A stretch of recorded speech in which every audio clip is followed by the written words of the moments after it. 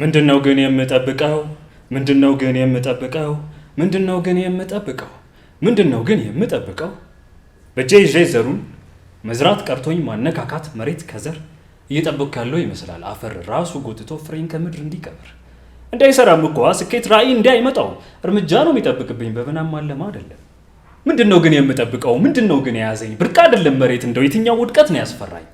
እኔን ደግሞ እኮ ወድቄ የማውቅ ተመቻችቼ እኮ ኖር ያለው ሚላስ ጠፍቶ ምግብ ይሆን አፈር ሊሻላ ምጫለሁ ምግብ ሆኖኝ ተለማምነን እንደ ተወዳጅ ሬሲፒ ቆጥሬ ሳልጠየፋ ኑሬው እንደምንለያይ ግን ቀምሬ ኑር ያለው እኮ ከመሬት ጋር ደግሞ ብዬሽ የለ እንዴ ምንም አይፈጠርም ቢፈጠርም የለም አዲስ ነገር ሁሉ ጉዳይ ከዚህ በፊት ሆኖ ነበር ለኔ ሲሆን ከበደኝ ቀለለኝ ግን ስመክር እንደዛ ነው ምን ሊሰራ ካልሆንኩበት ለሰው ውጤ ምክር ብሰጥበት እንዴትስ ይበቃል ደግሞ ይሄ ዘር መሬት ካልነካ አፈር መንካቱ ውድቀት አይደለም ሂደት ነው እንጂ ፍሬም ፍለጋ የሆነ ነገር ላድርግ በቃ የሆነ ነገር እኔ እንጃ ብቻ የሆነ ነገር አላውቅም ብቻ የሆነ ነገር ልቅደም ልፍጠን ዙሩን ላክርር ከዚህ ከዛ ስንቀይ ላድን አሁን እያላልፎኝ ሳልል አሁን እኮ ነበር በቃ ልነሳ ልወጥር ይውጣ ሳቴ ይብራ ላንተ ይብራ ላንቺ ፍሜንፍ ልበል ዘመን ለተጋራኝ ይህን ጥበብ አፍኛው ለኔም ከርስ ነው ሆድ አይገባም አይገዛም አለ ስማ እያበድክ መሆንክን አውቀ ራስን እንደማግለል አይነት ነው ስሜቱ ለኔ ለብርሃን ቢሆንም ብሎክ ታይም ፍላጎቱ መነጠል ግን አለብኝ ሳስበው ረጅም እርምጃ ርቆ መራመድ ካልሆነ አይወጣልኝም የውስጥ እሳት የልብ ሰደድ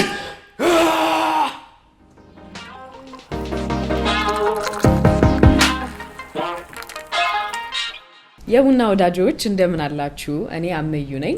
ያላችሁት ደግሞ ቡና ካስት ላይ ነው። እንግዲህ ዛሬ ደግሞ ለየት ባለ እንግዳ ነው የመጣ ነው።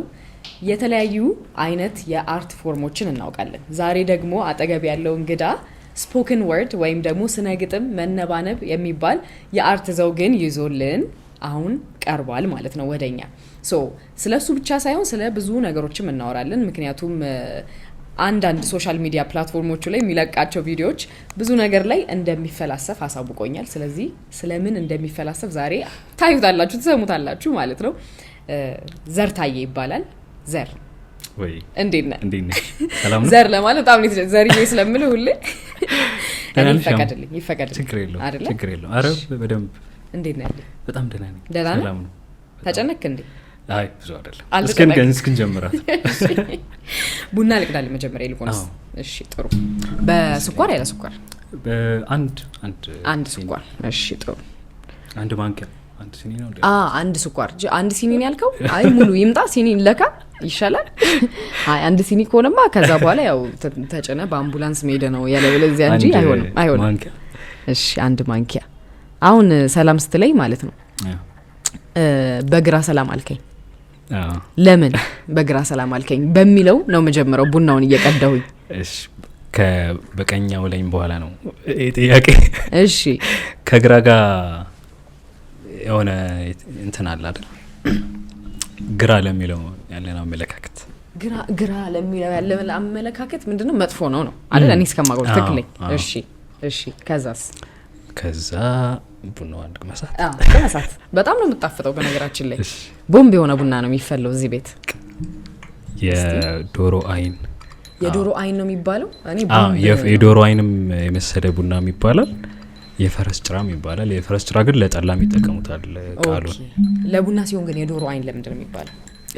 እኔ እንደደረስኩበት መረጃ ከሆነ የዶሮ አይን ቡኒ ስለሆነ እና ኩልል ያለ ቡኒ ስለሚታይ ነው።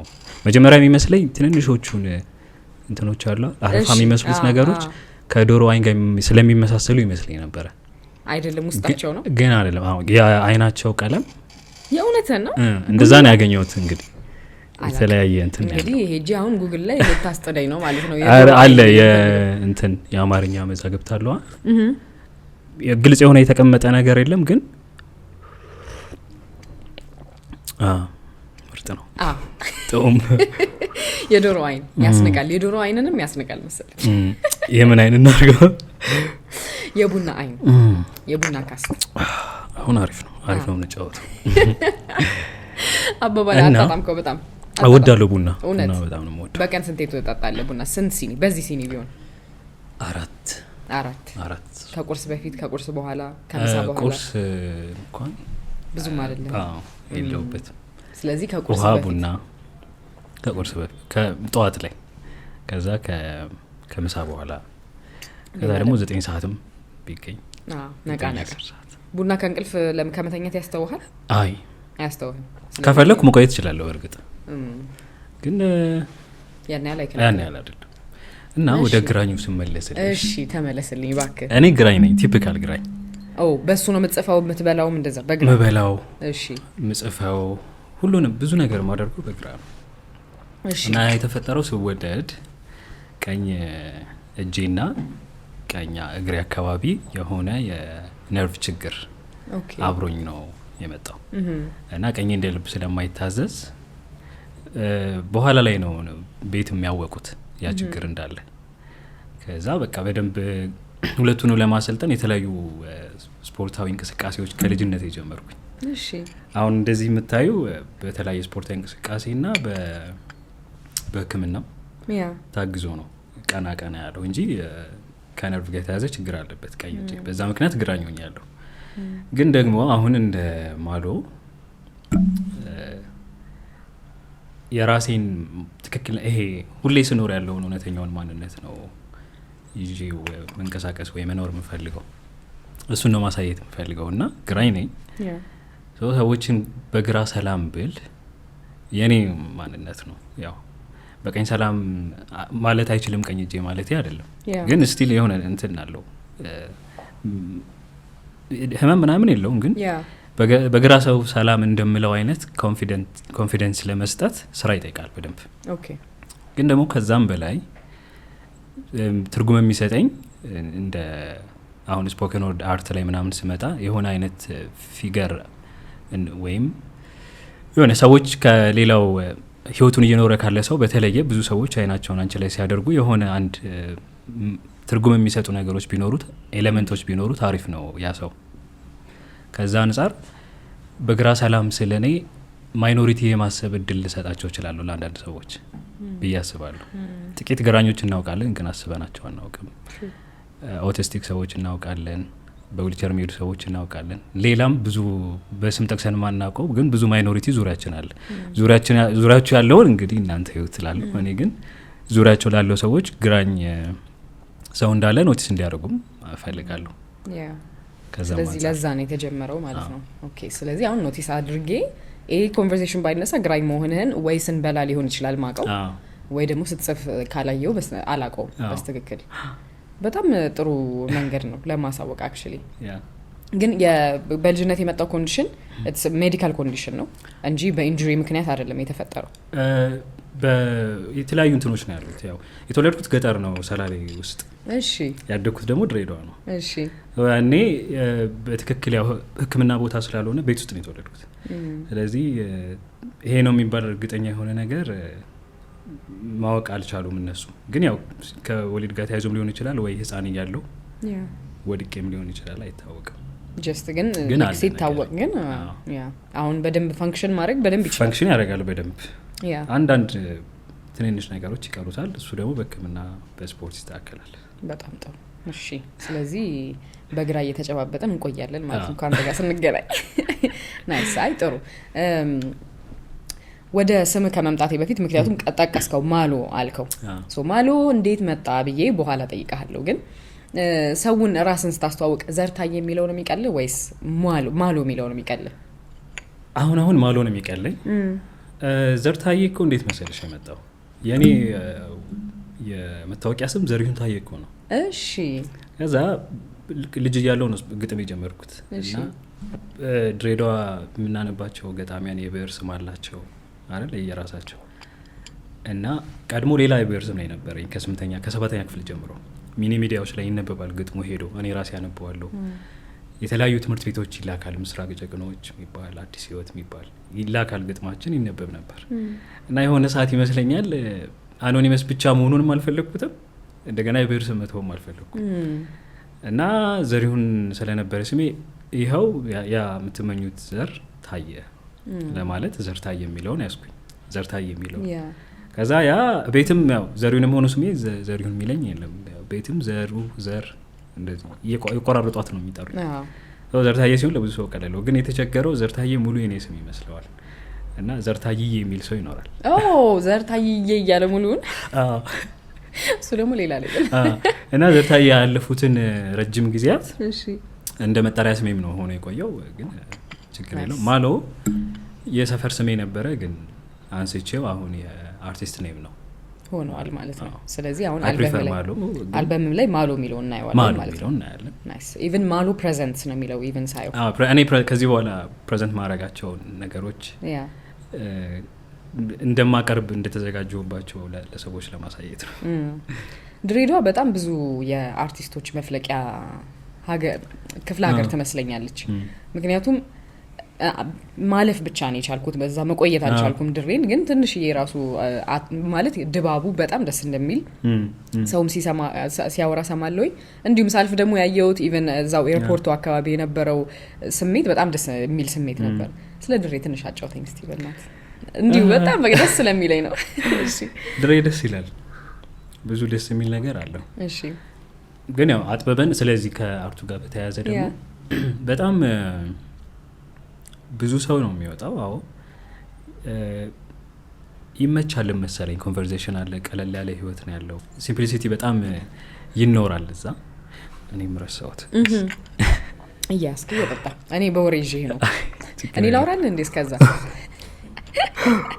ድሬ ብዙ ሰው ማለት ሁሉም ሰው ይመስለኛል መጀመሪያው የሚመጣለት የባቡር ነው ግን ይመስል እርግጠኛ ነኝ ደግሞ ከባቡሩም በጣም የተለየ በጣም ብዙ ታሪክ ያላት ድሬ እሱን ሰው ሚስ የሚያደርገው ይመስለኛል ባቡሩ ብቻ አሁን ድሬ ሲባል ባቡር የባቡሩ ከተማ እንደዚህ ብቻ ነው ግን ከተማ ውስጥ ገብተህ ደግሞ እሷን ነው ማለት ውስጥ ለውስጥ ትንሽ እጄ ሰው ለመጣል ለማንሳት ነበር የነውና ስናየው it's totally different አሁን ባቡር ጋር ያለው ድባብና ውስጥ ደግሞ ያለው ላይፍ ስታይል በጣም ነው ደስ የሚለው የተለየ ገጽታ አለውና በጣም ተቆጨው ልክ ያኔ ከሄድኩ በኋላ ድሬ ሁሉ ጊዜ ከባቡር ጋር ነው ማያይዛት በቃ ለምን ብዙ ያሉት ሙዚቃዎች ዘፈኖች ከሱ ጋር የተያያዙ ናቸው በቃ ጭንቅላታችን ላይ የሚቀርጸው እሱ ብቻ ነው ለዛ ነው የጠየኩት ስለ ድሬ ንገረኝ አልኩ እኔም ያው ብዙ ጊዜ ሚዲያው ላይ በአንድ ሳይድ ስለሆነ አድናቆቱ ምናምን ያለው እኔ አሁን ድሬዳዋ መጥተው ሰው ምን መጎብኘት ይችላል ምናምን ተብዬ ስጠየቅ የሚመጡልኝ እንደማንኛውም ሰው የሚመጡልኝ ቦታዎች አሉ ያው ኮኔል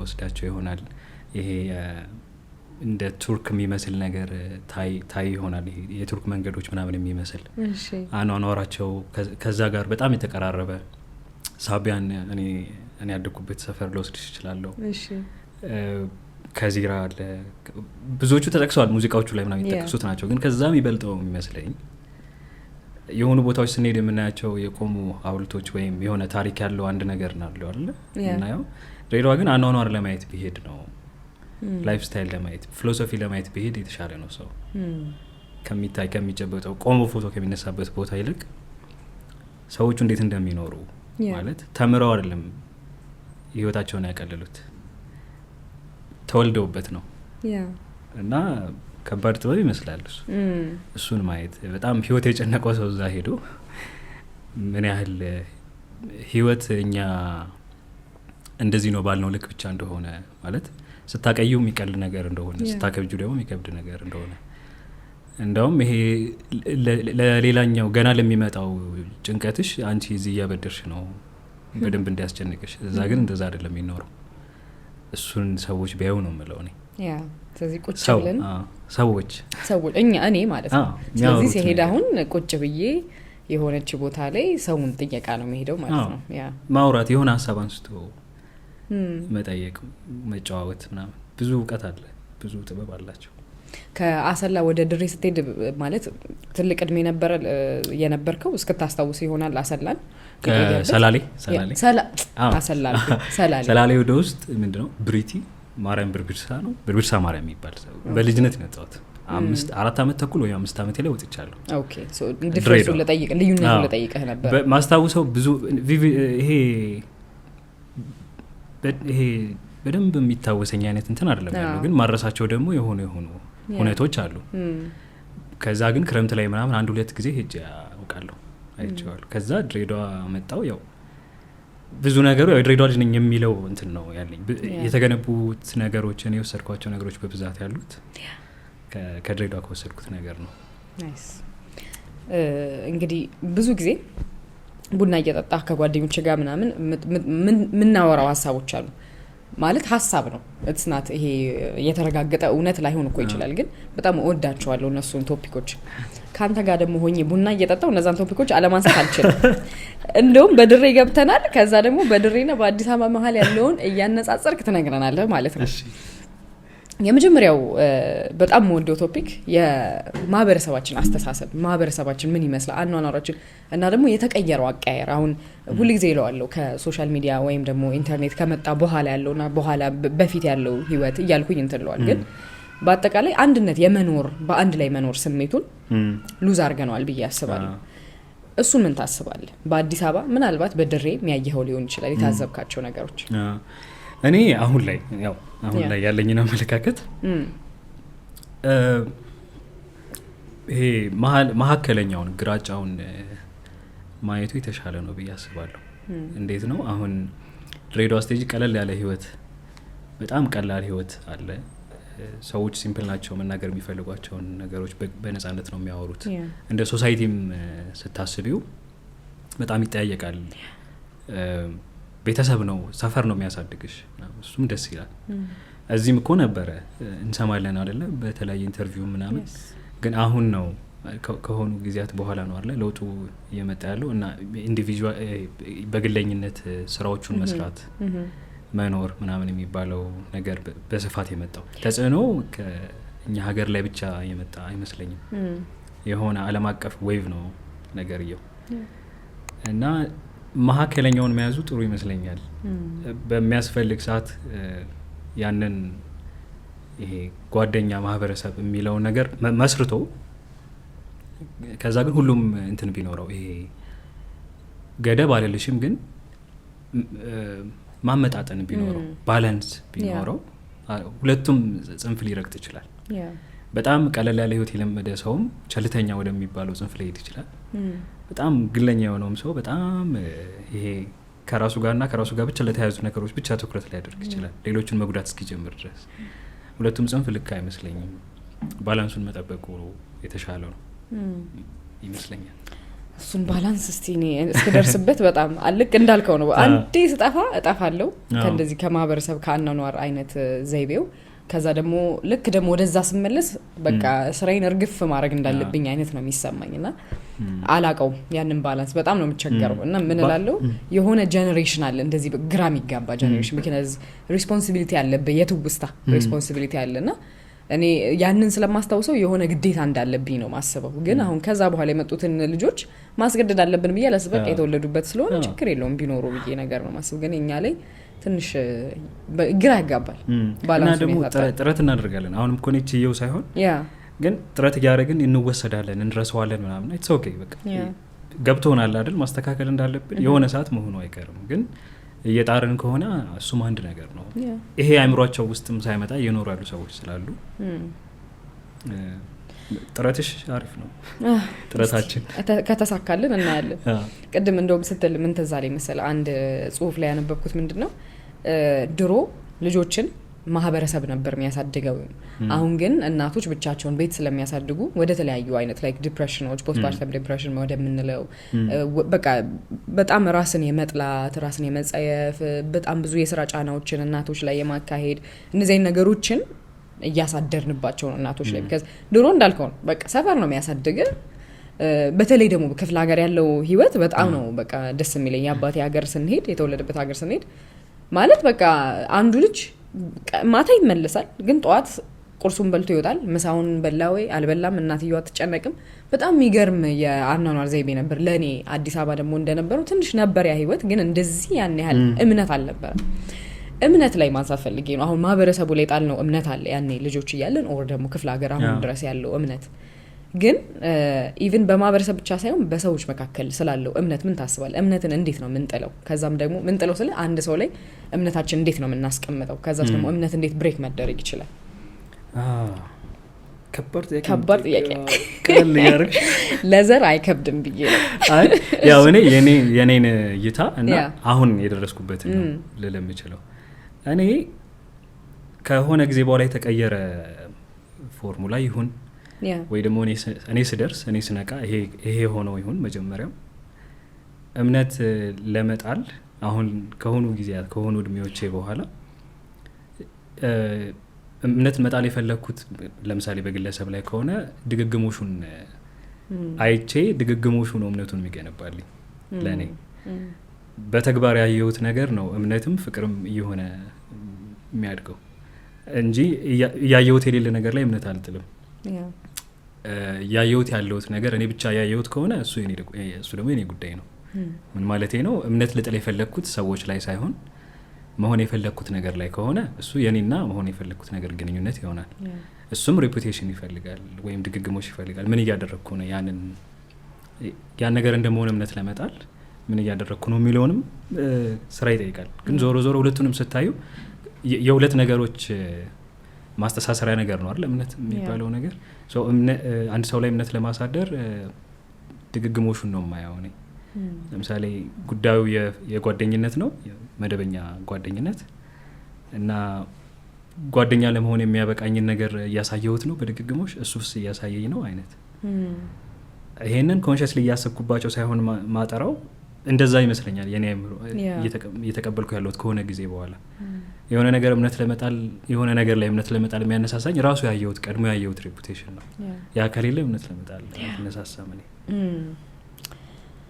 በጣም እሺ ሌላ ጥያቄ መጣልኝ ልክ እንደዛ ስትል ደግሞ ብዙ ጊዜ ስናድግም ኢቨን ቤተሰብ ውስጥ የሚባለው ነገር አለ የራስ ጣት ነው የራስ እጅ ተቆርጦ አይጣልም አይነት ነገር አለ እሱን ነገር ከየሆነ ጊዜ በኋላ እኔም አንተ እንዳልከው ልክ የሆነ እድሜ ላይ ሲደርስ የሆነ ማለት ወደ ራስን የማወቅ ራስን የመገንባት ጋር ሲደርስ በጣም ደግሞ ያለ የጓደኝነት ሰርክልም በቃ ይጠባል ምክንያቱም እንዳልከው ነው ኮንሺየስ ሆነ በጣም እንትን ለማለት ይሄ ይጠቅመኛል ያ እንትና እያልክ ሳይሆን ግን እንደዚህ አሁን ላይክ ስትለው እየገባኝ ነው ኦኬ ለካ እኔም ጭንቅላቴ ሳላስበው እያወጣ እያወረደ ኦኬ አይዋጣኝም እያለ እየተወ ነው የመጣው ይመስለኛልና ሶ ከሆነ ሰዓት በኋላ ሰርክልህም ያንሳል ይጠባል ከዛ በኋላ እምነትን የምጥልበት ሰው ልክ እንዳልከው ድግግሞሽ ይመጣል ጥያቄ ይጠፋብኝ ይውላው ሌላ ጥያቄ ደግሞ ልጠይቅ ነው ስላስ ኢንቨስትመንት እኮ ነው ካሰብሹ ነገር ይሆን አእምሮአችንም ሰብኮንሺየስሊ እሱ ነገር የሚያውቅ ይመስለኛል እንትን ነው ኢንቨስትመንት እየጣልሽ ስለሆነ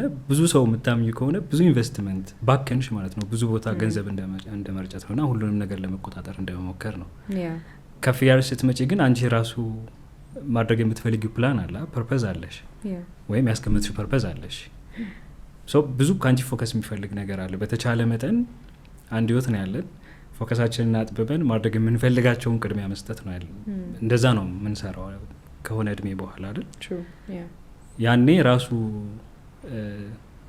ሰብኮንሺየሳችን የሚሰራው ይመስለኛል እነዛን ሰዎች ብዙ ቦታ የምናገኘውን ደስ የሚያሳይ ነገር አንድ ሰው ላይ በብዙ ፓኬጅ ያለው የሆነ ሰው ይኖራል ዙሪያችን ወይ አብረን የገነባ ነው ነገር ነው ያ ከዛ ድንገት ራስን ስታየው በጣም ከጥቂት ሰዎች ግን ከሚጠቅሙ ሰዎች ጋር ነሽ ትክክል የሚጠቅም ስንል ግን እንትን እንዳይል ላይክ ዩ ኖ ጥቅም አዝን የሆነ አንድ ልትወስዶ ሳይሆን just even አይምሮ ሰላም ራሱ ማግኘት አንድ ነገር ነው yes ትክክል እውነት ነው ሶ ጥያቄ መጣልኝና like you know ተወሰድኩኝ በቶፒካችን ሶ ይሄ አባባል ከሆነ ሰዓት በኋላ በቃ እኔ ማልስማማም አልጀመርኩኝ ብሎ ነገር የለም የራስ ጣት ተቆርጦ አይጣልም ምን ሴንስ አይ ቲንክ ይመስለኛል ቤተሰብህ ላይ አሁን አንተ ላይ ጉዳት የሚያደርስ ሰው ሊሆን ይችላል ይሄ ማለት በአካል ጉዳት ብቻ ሳይሆን ሳታስበው የአይምሮ የስነ ልቦና ቀውስ እያሳደረብህ ሊሆን ይችላል ያ ሰው ግን ቤተሰብ ስለሆነ ብቻ ተቆርጦ አይጣልም ይባላል ይቀጥላል ያ ሰው በህይወት ስለዚህ ምን ታስባለህ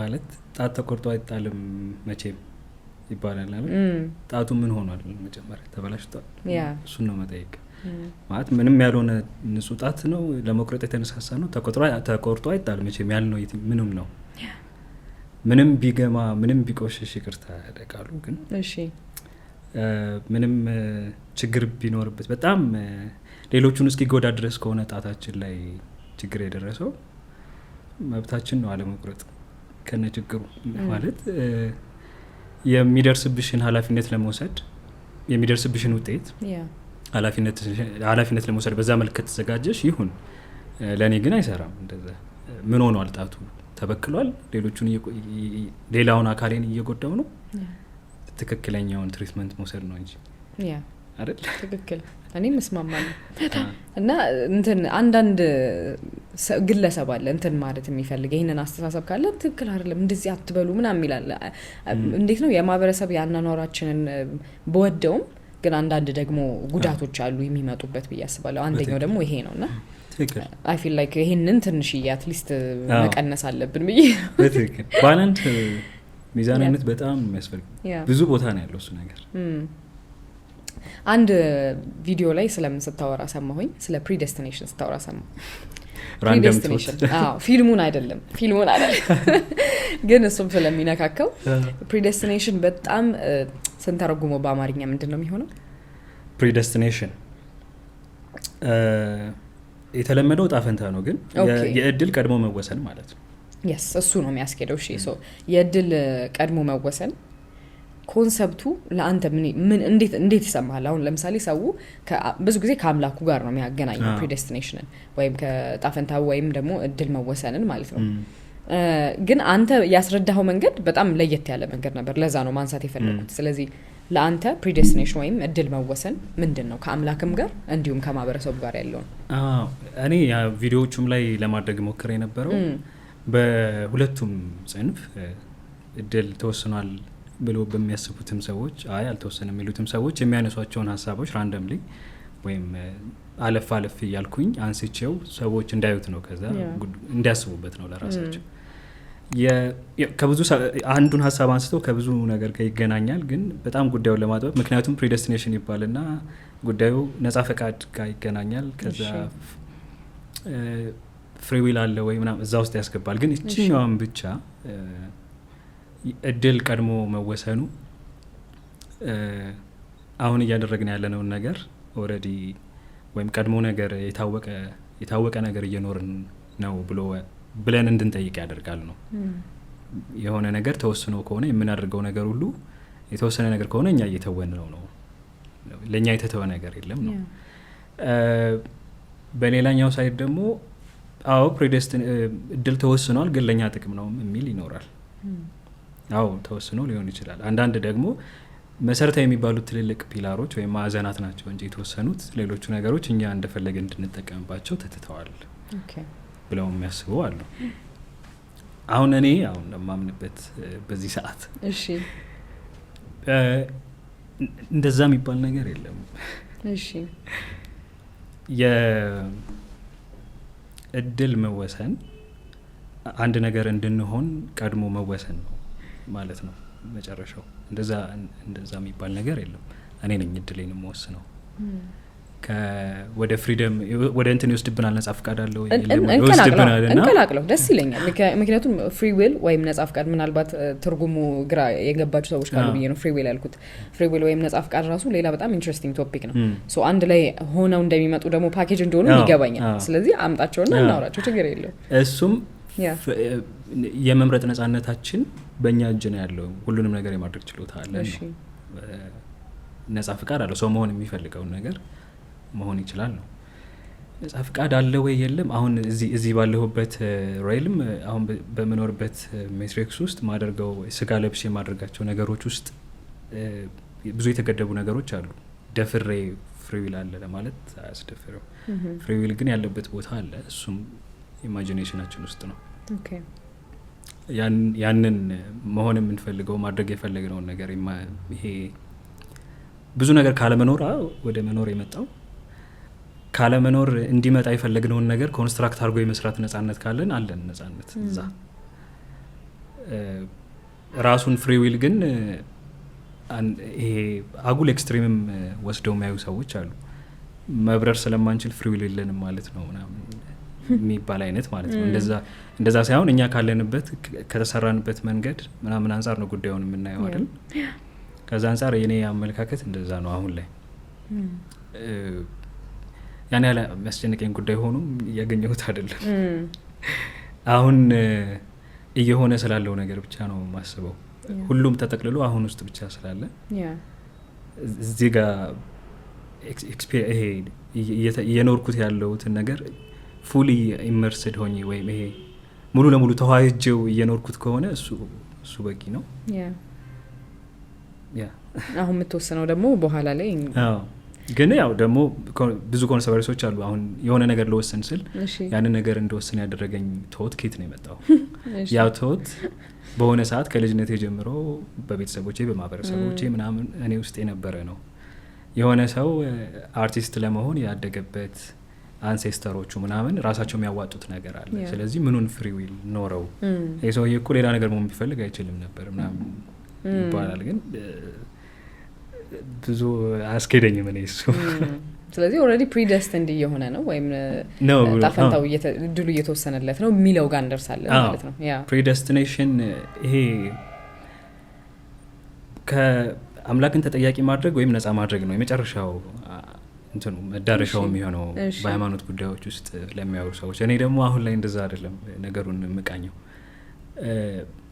በእድል መወሰን ምክንያት የሚፈጠር ሰዎች ላይ መፈጠር የሌለበት ነገር አለ ወይ መጀመሪያ እና እድል መወሰን የሚባለው ነገር ራሱ ትንሽ ጥርት ያለ ነገር ጥርት ያለ እይታ አይደለም ያለው። ምክንያቱም አማኞች ናቸው ጥያቄው የሚያነሱት። ከዛ አማኞቹም ደግሞ የተለያየ የሚያምኑበት ነገር አለ እና ኮመን የሆነ ግራንድ አንስቶ ውይይቱን ለማስኬድ የሚመች እንትን አይደለም ያለው ሰው። እንደኔ ሁሉም የሚያምንበትን ነገር በተደጋጋሚ በተለያየ ጊዜ እየፈተሸው ከዛ ቢቀጥል ወይ ቢኖር በተገለጠበት መንገድ ሰው ቢኖር የተሻለ ነው። ለዛ ነው አሁን ባገኘውበት እዚህ በደረስኩበት እያልክ እየደጋገምክ ያለው።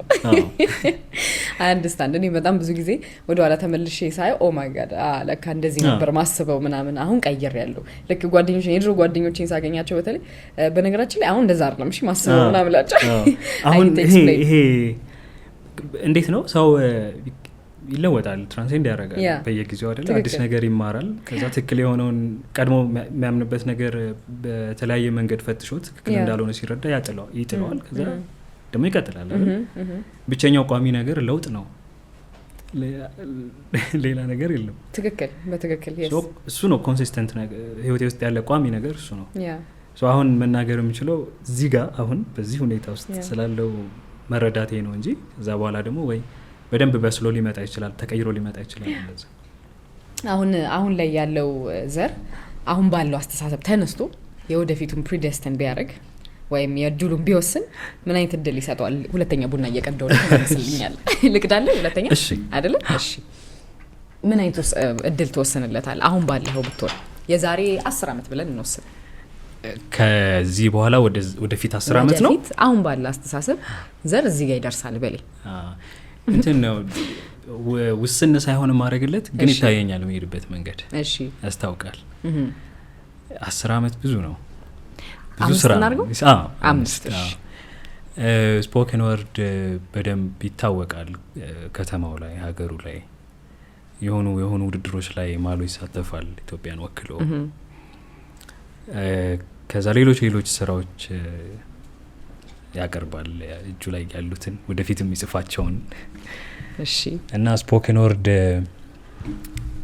ከኢትዮጵያ ካልቸር ጋር በጣም ነው የሚገናኘው የሆነ ወቅት ላይ እኮ የፍርድ ሂደት በግጥም የነበረበት ሀገር ላይ ነው ያለ ነው አዎ ይሄ ወቅት ማለት መቼ ማለት ነበር በእርግጠኝነት ጊዜውን አላስታውሰውም ግን በጣም ድሮ ነው ይሄ የሸንጎ ዳኝነት በነበረበት ወቅት ማለት ነው ያኔ እኮ በላልበላሃለው ክስ ሲያቀርቡ በግጥም ያቀርባሉ መልስ ሲመልሱ በግጥም ያቀርባሉ ዳኛው ተክሳስ በግጥም ይሰጣል አሉ እንደዛ ተጽፎ አሉ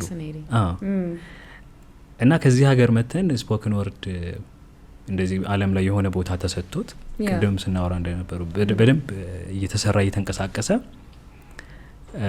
ለምንድነው እኛ ማነሳተፍበት ነው መነሻው ዋናው እና ደግሞ የመሳተፍ ጉዳይም ብቻ ሳይሆን በደንብ ኖረነው አሳይተውናል ኖረውት አሳይተውናል ብዙዎቹ አባቶች አያቶች በህይወትሽ ውስጥ ያሉ ሰዎች ማናችንም በወሬ መሀል ስንቴ ነው የሆነ አባባል ጣል ያደረግን የሆነ ሀሳብ እንዲገልጽልን ምናስፈው እሱኮ ከቃል ጋር የተገናኘው ግጥምና ቃል ነው በቃል ነው ምንለው እንቆቅልሽ መዝሙሮቻችን ሃይማኖት አካባቢ ስትሄድ በቃል የሚያዙት ቁርአን ሲቀራ መዝሙረ ዳዊት በቃል ሲያዝ ሌሎችም ቦታዎች ላይ በቃል የሚያዙ ነገሮች በብዛት አሉ እና ትልቅ ሀብት ነው ይሄ ስለዚህ እሱን በጣም ብዙ ሪች ይሄ የማያልቅ ሀብት እንዳለ የሚያሳይ ከሰልፈኞቹ መሀል አንዱ ይሆናል 5 አመት በኋላ ማሎ አሁን ባለበት ተነስተን ማለት ነው። ስለዚህ እድልን ወሰን ነው ማለት ነው። ፍሪ ዊል የለህም ከዚህ ውጪ መንቀሳቀሳችን ፈልጌው ነው ወስኜ። እሺ በጣም ጥሩ። እንደውም ወድጄዋለሁ አገባባችንን። ሶ አሁን ስፖክን ወርድ አልከው ስነ ቀድም የተባባል ነበር ስነ ግጥም ወይም ደግሞ አመነባነብ እያልን ነበር። ሶ የቃል ግጥም በቃል ግጥም የሚመስል እስቲ ስፖክን ወርድ የሚለውን እንዴት ነው ትተረጉመዋለህ ወይስ ታብራራዋለህ? ምን ልበል ወደ ኢትዮጵያኛው አምጥተ ነው ደግሞ ማለት ነው። የኔ ሀሳብ እዚህ ላይ ስፖክን ወርድ እንደ ዘውግ በዓለም አቀፍ ደረጃ ተቀባይነት ካገኘ ቆይቷል። ሲነሳ 1920ዎቹ ተብሎ ነው የሚገመተው። ከዛ 1960ዎቹ አካባቢ ለሙቭመንት ሰዎች ስፖክን ወርድን ይጠቀሙበት ነበረ። 1980ዎቹ ላይ ደግሞ ስላም ፖኤትሪ ተብሎ ጠፋብኝ ሰውየው የጀመረው ሰው ነበር። 1980ዎቹ አካባቢ ስላም ፖኤትሪ ውድድር ነው፣ ውድድር ያደርጋሉ። በቃል ግጥሙን ይዘውት ነው የሚያቀርቡት። ከዛ ኢቮልቭ እያደረገ እንደዚህ አሁን ያለበት ዝና ላይ ደርሷል ስፖክን ወርድ። እኛ ጋር ብዙ አይታወቅም እንጂ የሚያውቁት ሰዎች ግን የሉም ማለት አይደለም። አንደርግራውንድ በጣም ብዙ ሰው ነው ያለው ከኔ በፊትም ማለት ነው። ያው ግጥም ሲጥም ፖኤቲክ ሳተርዴይስ ነበሩ፣ እዛ አካባቢ ነበሩ ስፖክን ወርድ ስላም ፖኤትሪ ይሰራል። ጦቢያም ራሱ አይ ቲንክ ስላም ፖኤት በጣም አላቸው እና አሁን በደንብ ተደራጅቶ ዘውግ ሆኖ የራሱ ቦታ ተሰጥቶት ትልልቅ ሽልማቶች ምናምን ግራሚ ተዘጋጅቶለታል። ስለዚህ አሁን እኔ ይህንን ግጥም ስሰራው ስፖክን ወርድ አድርጌ የማወጣበት ምክንያት ልክ እንደ ሌሎቹ ጀነሮች ነው ሰዎች ማሰብ ያለባቸው። ሬጌ እንደምንለው፣ ብሉዝ እንደምንለው፣ ሂፕሀፕ እንደምንለው ይሄም አንድ የሙዚቃ ውስጥ ያለ አንድ ዘውግ ነው። ግጥም በበላይነት ጉዳዩን ይጫወተዋል እንጂ ዘውግ ነው። ስለዚህ ዘውጉን በአማርኛ ለመመለስ መሞከር ብዙም አይታየኝም። ምንም ማለት ለሂፕሀፕ ብዙ ተሞክሯል። ሰዎች ሲሉ እንሰማለን ምናምን አይደል። አንድ ሰው በትክክል ይሄ ነው ይሄንን አርት ወይም ይሄንን አርት ፎርም የሚያስረዳልኝ ብሎ ወስዶት ህዝብ ሁሉ ሲጠራው አሰመኝ። ስለዚህ ከዛ ትኩረቱ እሱ ከሚሆን በዘውግ ውስጥ ስለምናስተላልፈው መልእክት ነው ትኩረት ማድረግ ያለብን። ስለዚህም በትርጉም ብዙም ፍላጎቱ የለኝም። የስፖክን ወርድ አልበም ነው።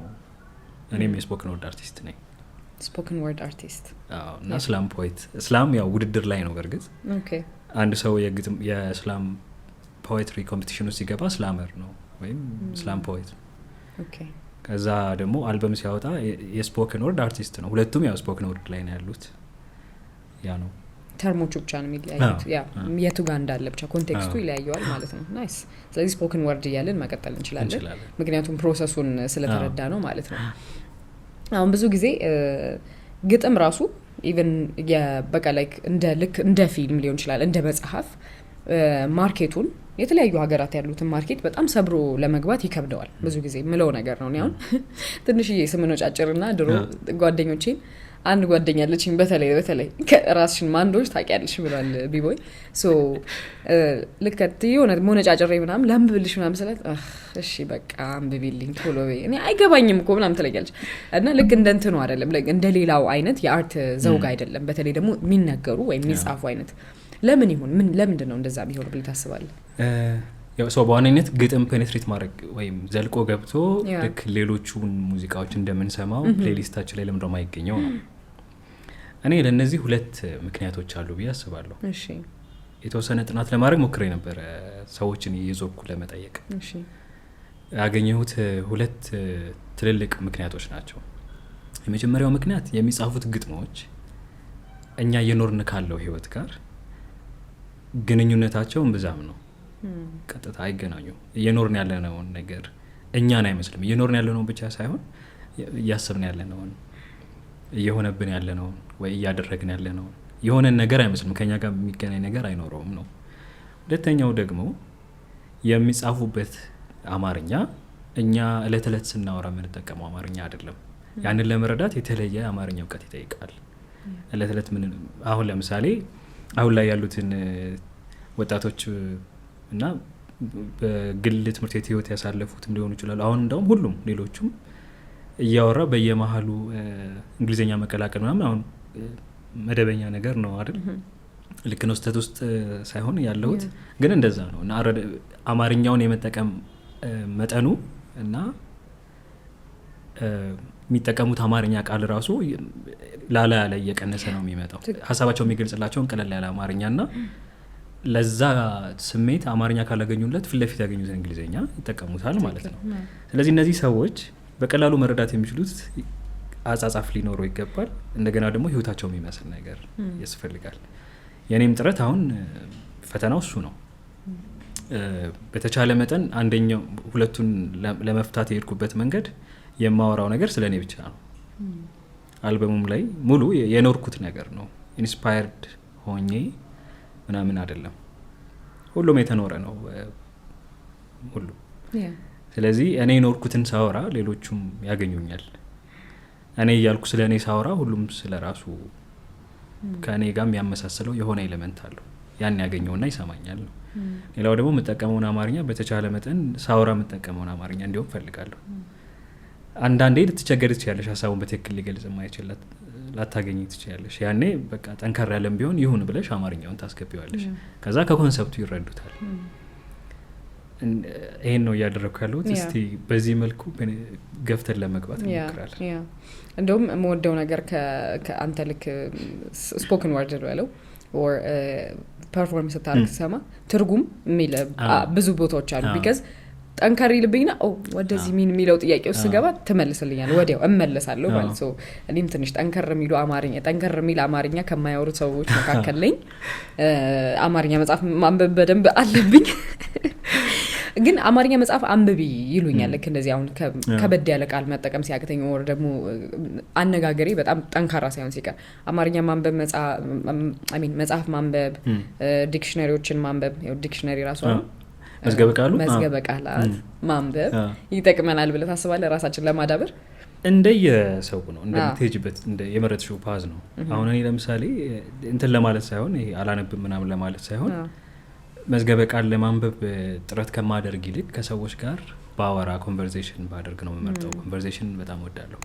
ለምንድነው ያንን ማደርገው? የኔ አላማ ጠንከር ያሉ የሚያምሩ ወይም ስል ደግሞ ቃላትን እየሰበሰብኩኝ በዛ መልክ ግጥም መስራት አይደለም የኔ ፍላጎት። ከዛ ይልቅ ትኩረት የማደርገው ለማስተላልፈው መልእክት ነው፣ ለምሰጥሽ ኮንተንት ነው። ስለዚህ ያንን አንቺ በምትፈልጊው ቋንቋ ለማውራት ከሰዎች ጋር ማውራትን እመርጣለሁ። እዛ ውስጥ የምትሰሚያቸው ቃላት እኮ ይከማቻሉ አይደል? በጣም ከዛ የሆኑ ሀሳቦችን መጻፍ ስፈልግ እነሱ ይወርዳሉ። እነሱን በዚህ መልክ ሰርቼ ሳወጣው አንቺ ልብሽ ይነካል። ሰራ ማለት ነው። እኔ እሱን ነው የምመርጠው። እኔ ጓደኞቼ መቀየር አለብኝ አማርኛ ከኔ በላይ ማያወሩ ሰዎች ጋር እና ሌላ ደግሞ ሰው ትኩረት የማያደርገው አሁን ሙዚቀኛ ወይም ሌላ ሙያ ላይ ያሉ ሰዎች ኦዲየንስ ያለባቸው ሙያዎች ይሄም እንደዛ ነው መታሰብ ያለበት። ማለት ሌላ ተጨማሪ ኃላፊነት ልንሰጠው ለምንድን ነው የሚያስፈልገው? ለአዳማጫችን ስራ መስጠት እንዳይሆን ቋንቋውን ማወቁ ምናምን እሱ የእሱ ስራ ሆኖ እያለ እኔ መጥቼ እንዲኮ ማድረግ አለብህ ስለ ሀገር ቋንቋ ማወቅ አለብህ ምናምን ብዬ መጥቼ ለመክረው አይገባም። ይሄንን ግጥም እንድትረዳ ሂድና አንብባ አይነት ነገር መሆን እንዲኖርበት አልፈልግም እኔ እንደዛ። ከዛ ይልቅ እኔ ያሳለፍኩትን ከሆነ እያጋራሁ ያለሁት ሳጋራ እንድትረጅኝ እኔ ነኝ ጥረት ማድረግ ያለብኝ። ስለዚህ አንቺ በምታወር ሌላ ህይወት ላይ ያለ ሰው ከስነ ጽሁፍ ጋር ፍጹም ሩቅ የሆነ ሰውና እሱን እንዴት እንዲሰማኝ ማድረግ እችላለሁ? በሚያወራው መንገድ ነው ማውራት ያለብኝ። ስለዛ ትኩረት ማድረገው ሰዎች እለት እለት በሚያወሩበት አማርኛ መግባባቱ የተሻለ ነው። ለእነሱ ብንተውላቸው የቋንቋውን እንትን መውደቅ መነሳት ጥሩ እንተውላቸው። እንደውም ተናጋሪዎች አንዳንዴ ጥሩ ቃል ማለት መደበኛው ሰው የሚኖረው ሰው ስሜት የሚገልጽ ነገር እኮ ይፈጥርልሻል። አሁን ለምሳሌ ዝም ብለን እስቲ እንትን ፍርሃት አለ። እሺ ከዛ ደግሞ ፍርሃትም ብቻ አይደለም፣ ለፍርሃትም በጣም አልደረሰም ግን የሆነ ኢንሴኪዩር የመሆን አሁን ኢንሴኪዩሪቲን በአማርኛ ለመግለጽ ቆም ስትይ ታጫለሽ ቃል ኢንሴኪዩሪቲ ወይስ ታገኛለሽ? አረ ስለዚህ ጠርቼው ራሱ አላውቅም በአማርኛ አይመስለኝም። ግን ኢንሴኪዩር ሆናለሁ የሌለ ሰው ሰዎች መሀል እያወራ ምናምን አሁን የዚህ ዘመን ማለት አሁን ያሉት ወጣቶችና በተደጋጋሚ የምሰማው ስሜት የሰጠኝ እዚህች ቦታ ላይ መግባት የሚችለው ቃል ኮሽታ ነው። የሆነ ነገር እያወራን ያ ጉዳይ እንዳይቀጥል ፈልግና ላስቆምሽ የምፈልገው ኢንሴኩሪቲ ስላለብኝ ኮሽታ አለበት ይባላል። እሺ እሱ በጣም ይጠጋጋው። አዎ በጣም እና አንዳንዴ ስታይላቸው ስትፈቅጂው ለነዋሪው ቋንቋም ኤክሰርሳይዝ እንዲያደርግ ቋንቋም የሚያሳድገው የሚኖረውና የሚያወራው ሰው ይመስለኛል መደበኛው ሰው ምንለው። ስለኔ ኮሽታ ልንገር። እሺ ግንባሬ ነው። እኔ ኮሽታ ምንድን ነው? እሺ ቁመቴ አይመስለኝም። እንደውም አይ ቲንክ ኧረ ምንም አይደለ እኮ ኮሽታ የለብህም አንተ አደለ። እኔ ብታየኝ ይሄ ኮሽታዬ ደስ ብሎኛል። ኢንሴኩሪቲ የሚለውን ቃል በቃ አሁን ጸጉሬን ላጫለሁ። ኦኬ እየገባ ነው ግን ላጫለሁ እና እንትን ቤኒ ወይ እንደዚህ ሳረግ ምናምን ኢንሴኩሪቲ የሚመስለው ሰው አለ። ግን እንትን ነው ካራክተር ነው። ካራክተር ነው። በጣም ጥሩ ካራክተር ናት። ኢቭን ኮፍያዋ በእጅ የተሰራ ነው። አዎ ያስታውቃል። እሱ ነበር ኢንትረስቲንግ ነው በጣም ለየት ያለ ስለሆነ ይሄ እንደዚህ ዞር ብለህ የምታየው ምናምን ሰው ይሄ ሰው ምናምን የምትለው ሰው እኔ እንደዛ በጣም ዞር የሚያስብሉኝ ሰዎች ነጭ ጺም ነጭ ጸጉር ያላቸው ሰዎች ታደለው በቃ በጣም አያቸዋለሁ። ካራክተር ይመስሉኛል ፊልም ላይ ባያቸው ምናምን ላለው። አሁን ደግሞ ቢኒዋ ራሱ እንደዛ ትመስላለች። የሆነ ቁጭ ብሎ ምናምን የሆነ ካራክተር ይመስላል። ተሳክቶልሃል ታድለ። ምንም ኮሽታ የለም። እንግዲህ ወደፊት እናያለን። ሶ ወደ አልበሙ ስንመጣ እሺ አልበም መሆኑ በጣም ደስ ብሎኛል። ባይ ዘ ዌይ ከማሎ ጋር በፊት የዛሬ አይ ቲንክ 2 አመት 2 አመት ነበር ስለዚህ አልበም እያወራን የነበረውና በጣም ደስ ብሎኛል። መጀመሪያ እዚህ አሁን ላይ መድረሳችን በጣም አመሰግናለሁ። አሁን ላይ ያልኩበት ደግሞ ምክንያት አለ። እንኳንም መሰከርሽልኝ። የቆየ ልፋት ሶ ደግሞ የበሰለ ነገር እኮ በጣም ደስ ይላል፣ ይጣፍጣል። ሶ አሁን ያልኩበት ደግሞ አሁን ነው ርዕሱ የአልበሙ። ግን የአልበሙ ርዕስ ላይ ከመግባቴ በፊት ከማሎን ጀምር። ማሎ ስልህ ደግሞ ምንድነው ማለታቸው አይቀርም። ሶ ማሎ ለምን ተባልክስ? ማሎ ምን ማለት ነው? እሺ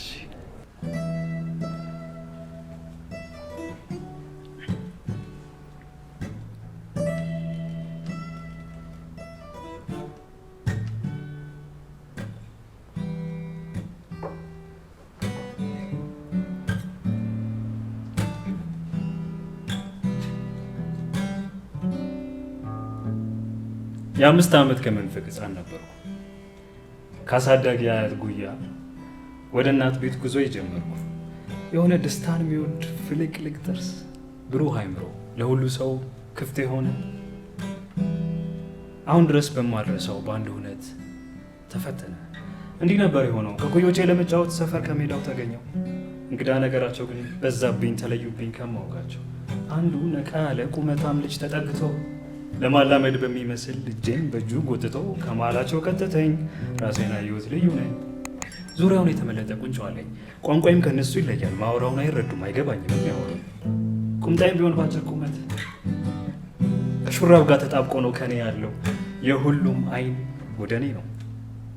ድንገት ሳይታሰብ የሆነ ድምፅ መላጣውን በሉት። የሁሉም ታዳጊዎች እጆች ኩርኩም፣ ጥፊ፣ ጡጫ፣ ውርጅብኝ ደግሞ ደጋግሞ ሲያርፍብኝ ከላይ ካናቴ አልፎ ዘልቆ ልቤን አመመኝ። ለሁለት ሲከፈልብኝ ሲሸራረፍ ታወቀኝ። መተንፈስ አቅቶኛል። አይኔም በአሁን መንታ ያነባል። የሆነ ቃል ተደጋግሞ ካፌ ያወጣል። እንዲህ ይላል ማሎ ማሎ ማሎ ማሎ ማለም በለሴ ማሊፍ ነዶፍተን። ትርጉም ምን ነው ምን አጠፋው? ለምንድን ነው የምትመቱኝ? የልጅ ሩሩ አዛኝ ልቤን ሰበሩት። ደግሞ ደጋግመው አስነከሱት። ከበሬ ባለ ድንጋይ ላይ ነው ውሎይ መርጬ ነው የቆዘምኩት። በቃኝ እኩያ ፍለጋ ልወጣም ሳቃቸውን እሸሻለሁ። ረንዳውም ያስፈራኛል። ምክንያት ቀጥሎ ባለው ትዕይንት ኩርኩም፣ ጥፊ፣ ጡጫው ይታየኛል። ለተዛባብኝ ፍትህ፣ ለደረሰብኝ ጥቃት ምክንያት ማወቅ ፈልጌ ለምን ብዬ የጠየቅኩት ይኸው አሁን መጠሪያ የሆነው አረፍኩት። ማሎ ማሎ ማለም በለሴ ማሊፍ ነዶፍተን። ምን ነው ምን አጠፋው? ለምንድን ነው የምትመቱኝ?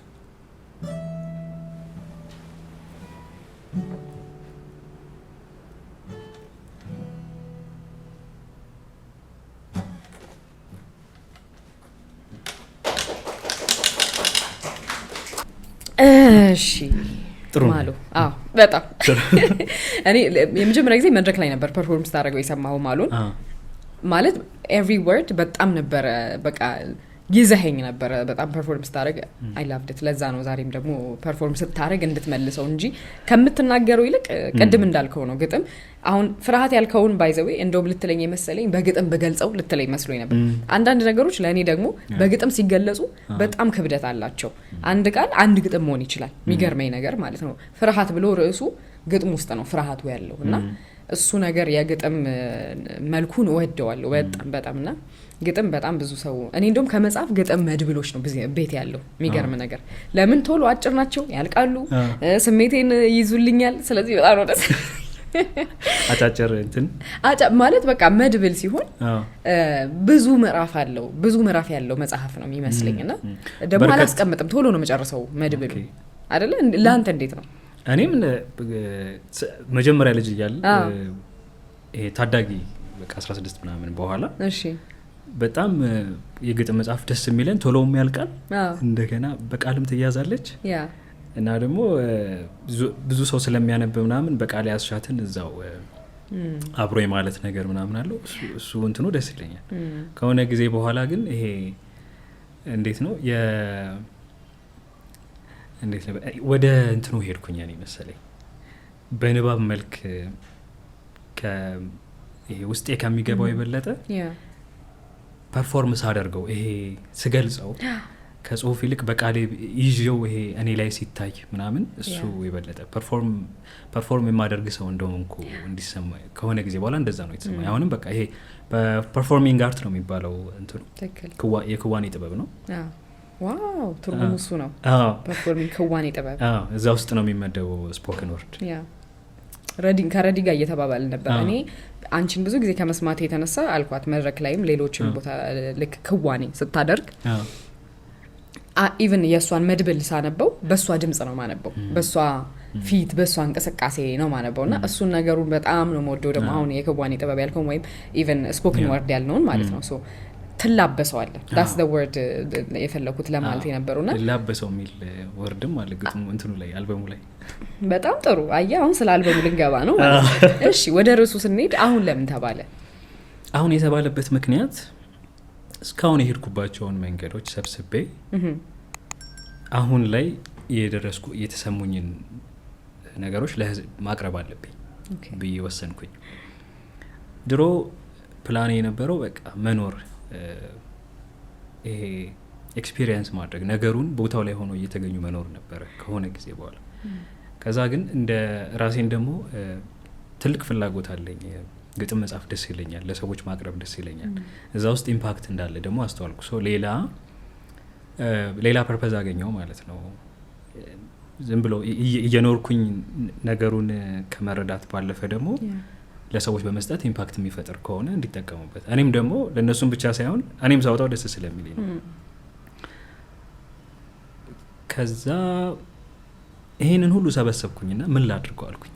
የተጻፉት ነገሮች ብዙ ናቸው፣ ሁሉንም ያመሳስላቸው የሆነ ነገር መፈለግ አለብኝ አልኩኝ። እዛ ውስጥ ምንድነው ያገኘሁት?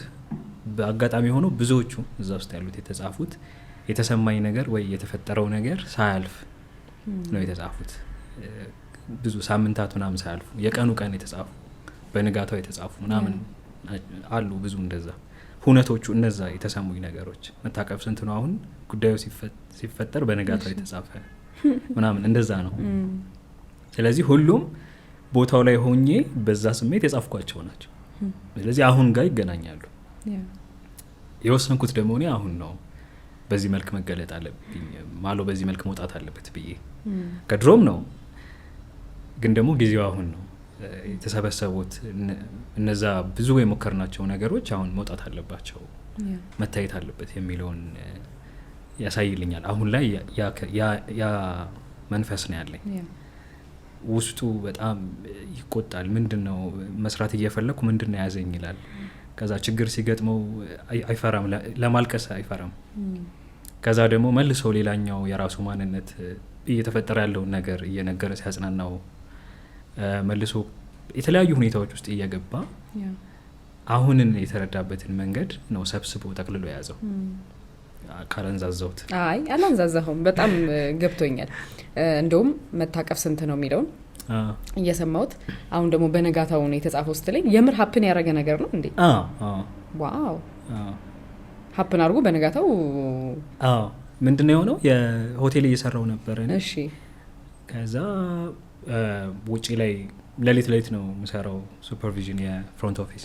እሺ እና ውጪ ላይ ያኔ ስራ ስላልነበረ ውጪ ላይ እንቆማለን ሌሊት ከዘበኞቹ ጋር እናወራለን ምናምን እና ያኔ የሆኑ የሚቆሙ አሉ ሴቶች እና አንደኛው ጠጋ ብሎ ሆምለስ ይመስል እዛው ጎዳና ተዳዳሪ ይመስላል ቆሞ ሊያናግራት ይፈልጋል። ምንም ግን አላላትም፣ ሊነካትም አልሞከርም። እና ፊቱን አየሁት፣ የሆነ የሚያደርገውን የሚያውቅ ሰው ነው አየዋቸውና እሷም ልትናገረው ወይ ከቦታው ልትሸሽ ፈለገች እና ምንም እንዳላደረጋት አይታ አታቆም። ከዛ በፊት ያስታውቃል ቆመች እና ምን እየተሰማው ነው ብዬ ነው ያሰብኩት።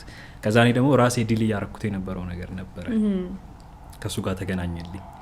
ይሄ የሆነ አጋር የመፈለግ ፍላጎት አለ እና ከራሴ ጋር እንትን ውስጥ ገብቼ ነበር ያኔ። ሪሌሽንሺፕ የሚባለውን ሀሳብ ነው የፈለግኩት ወይስ የምር ማለት የሆነ ሪሌሽንሺፕ ውስጥ መገኘት ነው የፈለገው ውስጤ፣ ወይስ የምር ፈልጎታል ነገሩን ስለሚያስፈልገኝ ነው፣ ወይስ ሌሎች ሁሉ እያደረጉት ስለሆነ እና እድሜ ስለሆነና መገኘት ስላለብኝ ነው መገኘው ምናምን የሚለው ውስጥ ነበር እያሰብኩ የነበረውና መልሱን ሰጠኝ። ከዛ ከኔ ህይወት ጋር አገናኙትና ተጻፈ እሱ እንደዛ ነው በጣም። ስለዚህ አንዳንድ ሰዎች እንደዚህ ብለህ ታስባለህ ሀሳብ ስለሆነ አንዳንድ ሰዎች ትዳር ውስጥም ወይ ሪሌሽንሺፕ ውስጥም የሚገቡት ምናልባት ባይመሯቸው መግባት እንዳለባቸው፣ በተለይ ደግሞ የእድሜ ሩጫ አለ። ወደ ሴቶች ደግሞ ሳመጣው የማህበረሰብ ጫና አለ፣ የቤተሰብ ጫና አለ፣ የጓደኞች ጫና አለ። አንዳንድ ሰው ይሸወዳል ብለህ ታምናለህ? ጓደኞቹ ስለሚያረገው ማድረግ አለብኝ ብሎ ስለሚያስብ በጣም ይሄ ራስ ታውቆ ላይጨረስ ይችላል። ግን መሰረታዊ የሚባሉት የራስ እውቀቶች ቀድሞ ከኛ ጋር ከሌሉ ስለ ራሳችን እና አሁን በምንላቸው ምክንያቶች ፈጥነው ከመጡ የሆነ ሰዓት ችግር ይፈጥራል። ያው እሱ እኮ በጣም ከባድ ነገር ይመስለኛል። ከባድ ነው በጣም። እንዴት ነው የምትለየው ነው የምር መውደድህንና ኮንሰፕቱን መውደድህን እንዴት ነው የምትለየው? እኔ አሁን በእኔ ልምድ የረዳኝ ነገር ወይም ያወቅኩበት መንገድ እዛ ውስጥ መሆኔን የፈለግኩት ለምን እንደሆነ ነው ያሰብኩት። ማገኛቸውን ፕሪቪሌጆች ምናምን ይሄ እዛ ውስጥ በመሆንሽ የምታገኘው ጥቅም አለ፣ እዛ ውስጥ የሚሰማኝን ደስታ ምናምን ነው ያሰብኩት። ከዛ ግን በትክክል ያስፈልገኛል ወይ ማለት ብቁ ነው ወይ አሁን ያለው ሰው? እሱ አከራካሪ ነው እንደየሰው ልልህ ነበር። አከራካሪ ነው ማለት የሆነ ነገር ሳይሟላም እኮ መሆን ይችላል ምናምን ሊል ይችላል። ግን የእኔ ጥያቄ ከምጀምረው ሰው ጋር ሳይሆን ከኔ ጋር መስጨረስኩ ነው የኔ ጥያቄ። ራሴን ቢውልድ አድርጌዋለሁ ወይ እንደ ኃላፊነት ደግሞ ትልቅ ሬስፖንሲቢሊቲ ስለሆነ ትልቅ ኃላፊነት ስለሆነ እሱን ጨርሼዋለሁ ብዬ ሳስብ ነው አይ ኮንሰፕቱ ነበረ የጣመኝ እንዲህ በትክክል እንትኑ አይደለም ብዬ ለየሁት። እነዚህን ሀሳቦች ሳስብ ነው አንድ በአንድ ዲቴይልድ የሆነ ከራሴ ጋር ሀሳብ ውስጥ ገብቼ ነበር። ከዛ ነው የፈተዋቸው። ከዛ በኋላ ፈታቸው ደግሞ ግጥም እንዳረካቸው አውቃለሁ። ተካተዋል አልበሙ ላይ።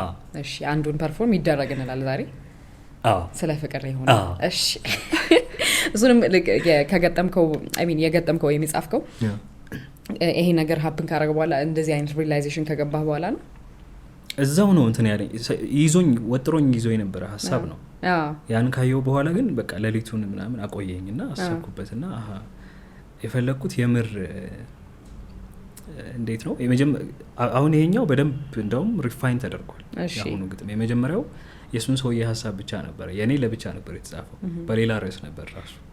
ግን አንድ ላይ ነው የሰፋሁት አሁን አልበሙ ላይ እና ሪያላይዜሽኑ ላይ እስክደርስ ያልቆየሁት ቀድሞም ውስጤ ወጥሮ ይዞኝ ነበር ሀሳብ።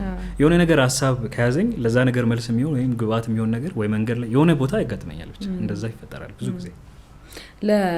የተለያዩ ጸሐፊያን ወይም የተለያዩ ገጣሚያን የተለያዩ ኢንስፓይሬሽን የሚለው ቃል አሁን ወደ ምን እንዴት ልበለው መነሳሻ ንሸጣ የሚነሽጣቸው ወይም እንዲጽፉ የሚነሳሱበት የተለያዩ ምክንያቶች አሉ። ለአንተ የትኛው ነው እንድትነሳሳ የሚያደርግ? እውነት ለመናገር እንደዚህ ነው እንዲህ ነው ምለው የለም። ግን በብዛት አሁን ከሆነ ጊዜ በኋላ እኔ ትኩረት የማደርገው የኖርኩትን መመንዘር ላይ ነው በብዛት እና ቁጭ ብዬ በቃ ስለዚህማ መጻፍ አለብኝ ምናምን ብዬ ሳይሆን ሁልጊዜ የሆነ ነገር እያሰብኩ ነው እና ይሄ ነገር በጣም ደጋግሞ ልቤ ውስጥ እየመጣ ነው፣ ሊወጣ ይገባል ምናምን ብዬ ነው የምወስነው። ብዙ ጊዜ የሆነ የተለየ የሚያነሳሳኝ ነገር ሳይሆን የሚኖረው እያሰብኩበት ያለውን ነገር የሆነ ወይ ፍንጭ የሚሰጠች ምናምን ምን እያደረግክበት ነው፣ ምን ልታረግ አስባል ምናምን የሚል አይነት ጥያቄ ነገር ነው የሚመጣል። ከዛ ወይ የሆነ ቦታ ላይ ይጀምረዋለሁ ወይ ሀሳቡን በደንብ አብላላውና የሆነ ቀን በጣም ሀሳቡ እኔ ጋር ከመቆየቱ የተነሳ ቶሎ ሊወርድ ይችላል። የሆነ ጊዜ ደግሞ ሊያታክል ይችላል፣ በቃ እምቢ ሊል ይችላል። እውነት ለመናገር ይሄ ነው የሚባል እንትን የለውም፣ ግን ሁሌ አለርት መሆን፣ ሁሌ ፕሬዘንት መሆን አሪፍ ነው ሁኔታው ላይ ምን እየፈለገ እንደሆነ መረዳት፣ እሱን መረዳት። ስለዚህ ግጥም አንተ ካበረከትከው ይልቅ ለአንተ ያበረከተው ይበዛል። እንደዛ ማለት እንችላለን። ለምን ነፃ እንደሚያወጣ አይነት ተሰማው? ቢካዝ ወጥሮኛ ያዘኝ ሀሳብ ሊኖር ይችላል። ደን በጣም እንደዛ በጣም ነፃ ያወጣል።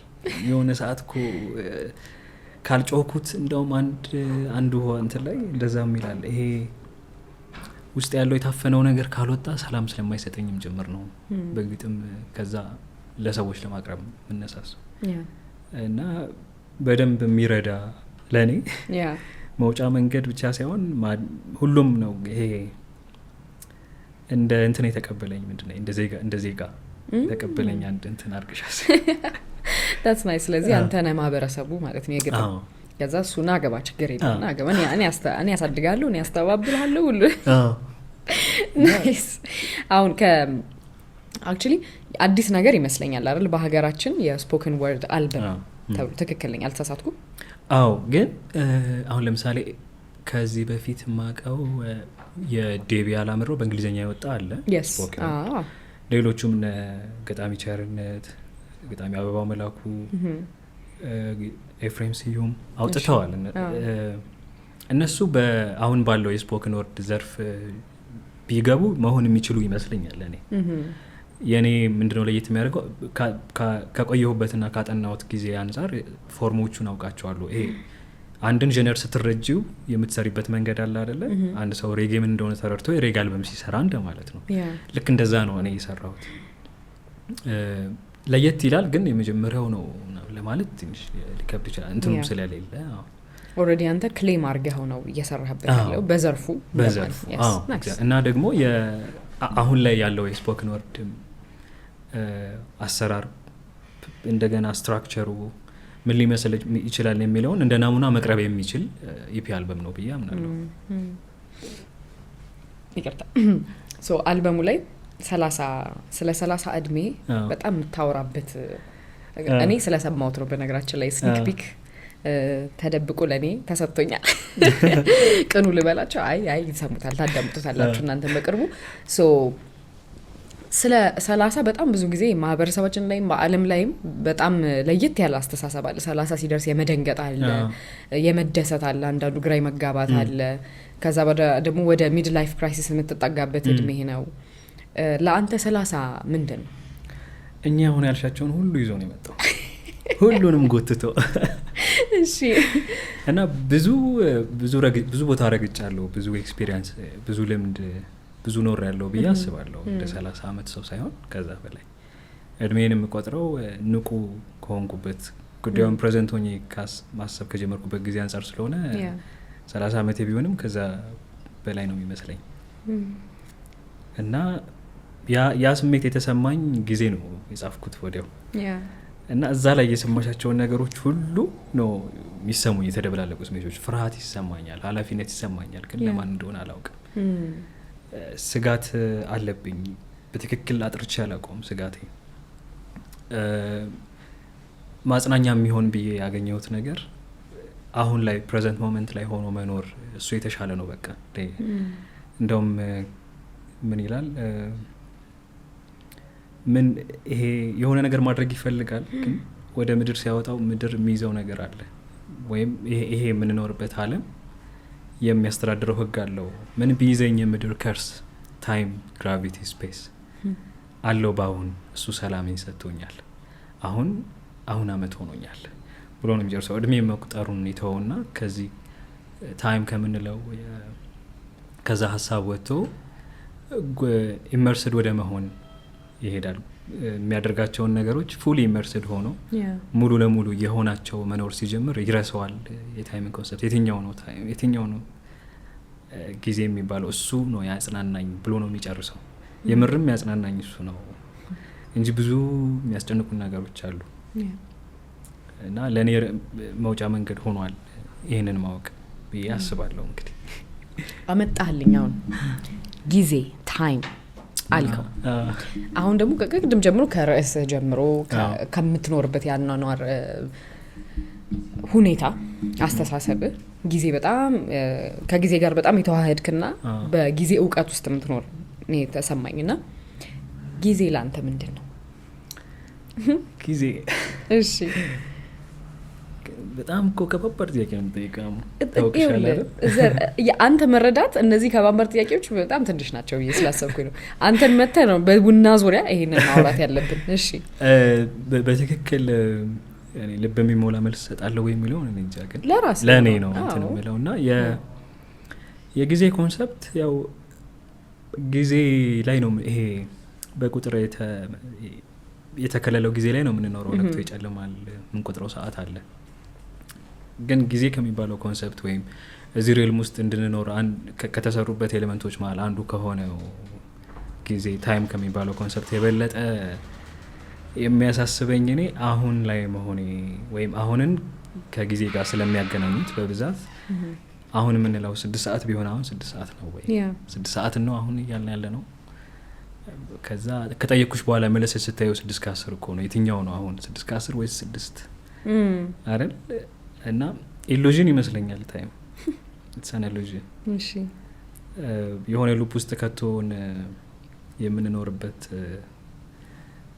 እየመጣን የምንሄድበት አንድ በባርነት የምንቀሰቀስበት አንድ ምህዋር ውስጥ ያለ አንድ ያዋጣ ኤሌመንት ነው ብዬ ነው ማስበው ኢትስ አን ኢሉዥን።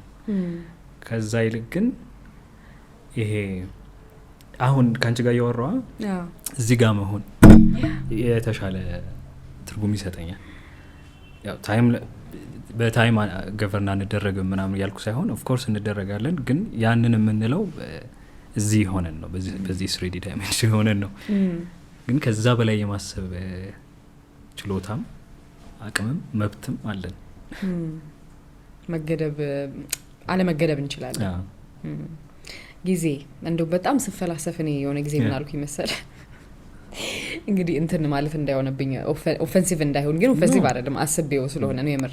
የሆነ ጊዜ ቁጭ ብዬ አምላክ ነው እንግዲህ በእኔ ደግሞ አስተሳሰብ እግዚአብሔር ነው ከጊዜ በላይ በቃ እሱ ብቻ ነው ብዬ ያሰብኩና ልክ እያወራሁኝ እንደውም ለዛ ነው ጊዜ የሚለው ነገር የስሙ ውስጥ ያለው ምናምን ብዬ ከዛ አጨበጨቡልኝ። የሚያስብል አሃ ሞመንት ነው ራይት። ግን ሜክ ሰንስ በጣም አባቶቻችን እንግዲህ በግዕዝ ቋንቋ በተለይ ደግሞ ለአምላክ ስም ሲሰጠው ታስቦበት ይመስለኛል። እውነት ላይ ዝም ብሎ አይመስለኝም። እና ለምን ጊዜ የምትብለው ቃል ገባች? ምክንያቱም ከሱ በላይ ሊሆን የሚችለው አምላክ ብቻ ነው። በቃ ምንም ባውንድ ላይሆን የሚችለው። ግን ደግሞ እንዳልከው አስባለሁኝ በታይም አለመገደብ ብዬ እኔ ደግሞ ማስበው ምንድነው አሁን ቅድም ምን አልኩ ከ5 ዓመት በፊት እየታሰበዋል ማሎን ስለ ወሰድከኝ ማለት ነው ወደፊት። ከዛ ደግሞ አይ አባቶቻችን እኮ ስፖክን ወርድን እንደውም በሸንጎም ላይ እየተናገሩ ነበረ፣ በግጥም ነው እርስ በርስ የሚፈራረዱት ስትለኝ ደግሞ ወደ ኋላ ወሰድከኝ። ሶ አሁን እዚህ ላይ እኔ አልተገደብኩም ብዬ አስባለሁ በጊዜ። ከዛ ደግሞ ትውስታ የሚባል ነገር አለ። ህልም እና ትውስታዎች ከጊዜ ይፈቱናል ብዬ አስባለሁ። ጀስት ኢማጂኔሽን ላይ ቀደም እንዳልኩ በኢማጂኔሽን ነፃ እንወጣለን የተባባለው ላይ ማለት ነው። በኢማጂኔሽን እኔ ወደ ኋላ ተመልሼ ጊዜን ብሬክ አድርጌ እመጣለሁ። that's what I call time travel because እስካሁን ድረስ ምንም አይነት ታይም ትራቨል እንግዲህ እርግጥ የሆነ ካላችሁ ጠቁሙኝ እባካችሁ። ግን እሱም ደግሞ ታይም ትራቨል ማሽን ኖሮ እንደዚህ ፊልም ላይ ብቻ ሲሆን ደስ የሚለኝ ለምንድን ነው የምር አቺቭ ማድረግ ስለማንችል በፊልምና በመጽሐፍ በግጥም በሙዚቃ እያደረግን ጊዜን እናሸንፈዋለን። that's the only በቃ ወይ ምናሸንፍበት መንገድ ይሄ ብቻ ስለሆነ በራሳችን ኢማጂኔሽን በራሳችን ጽሁፍ በፊልም ትጽናናለህ። ግን it never happens happen አለማድረጉ ደስ ይለኛል። አለማድረግ መቻሉም ደግሞ ደስ ይለኛል። ለምን ከሱ በላይ የሆነው አምላኬ አለ ብዬ ስለማምን ማለት ነው። ብዙ ስለ ጊዜ ሲወራ በጣም ታካለው ደስ የሚል ኮንሰፕት ነው አይደለ? ጊዜ ራሱ በጣም ፋሲኔት ያደርጋል። በጣም ትውስታ በደንብ ጉዳዮቹን ብናያቸው ሁለቱም የተራራቁ ሀሳቦች አይደሉም በርግጥ ይመስለኛል። የተለያየ ሰው የተለያየ ነገር ብሏል። እዚህ ወንበር ላይ ቁጭ ብሎ ስለ ጊዜ ብዙ ነገር ነግሮኛል። ካንተ ደግሞ መስማት ደስ ይለኛል። ግን የኔ ሀሳብ እቺን ይመስላል በጥቂቱ በጣም ብዙ ላወራ ስለምችል ማለት ነው። ሶ ስለ ስፖክን ወርድ ስናወራ ብዙ ሰው ሜቢ ክላሪፋይ እንዲሆንለት ፈልጌ ነው። ሶ አሁን ለምሳሌ በዚህ አልበም ላይ የተለያየ ሙዚቃ የተለያዩ ደግሞ አርቲስቶች አሉበት በድምጻቸው የሚያቀነቅኑ አሉበት ራይት።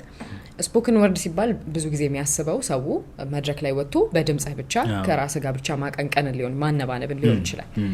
አንተ ግን በዚህኛው አልበም ከተለያዩ ሙዚቀኞች ጋር ሰርተሃል፣ ከተለያዩ አርቲስቶች ጋር ድምጻውያን ጋር የገቡበት ሁኔታ አለ።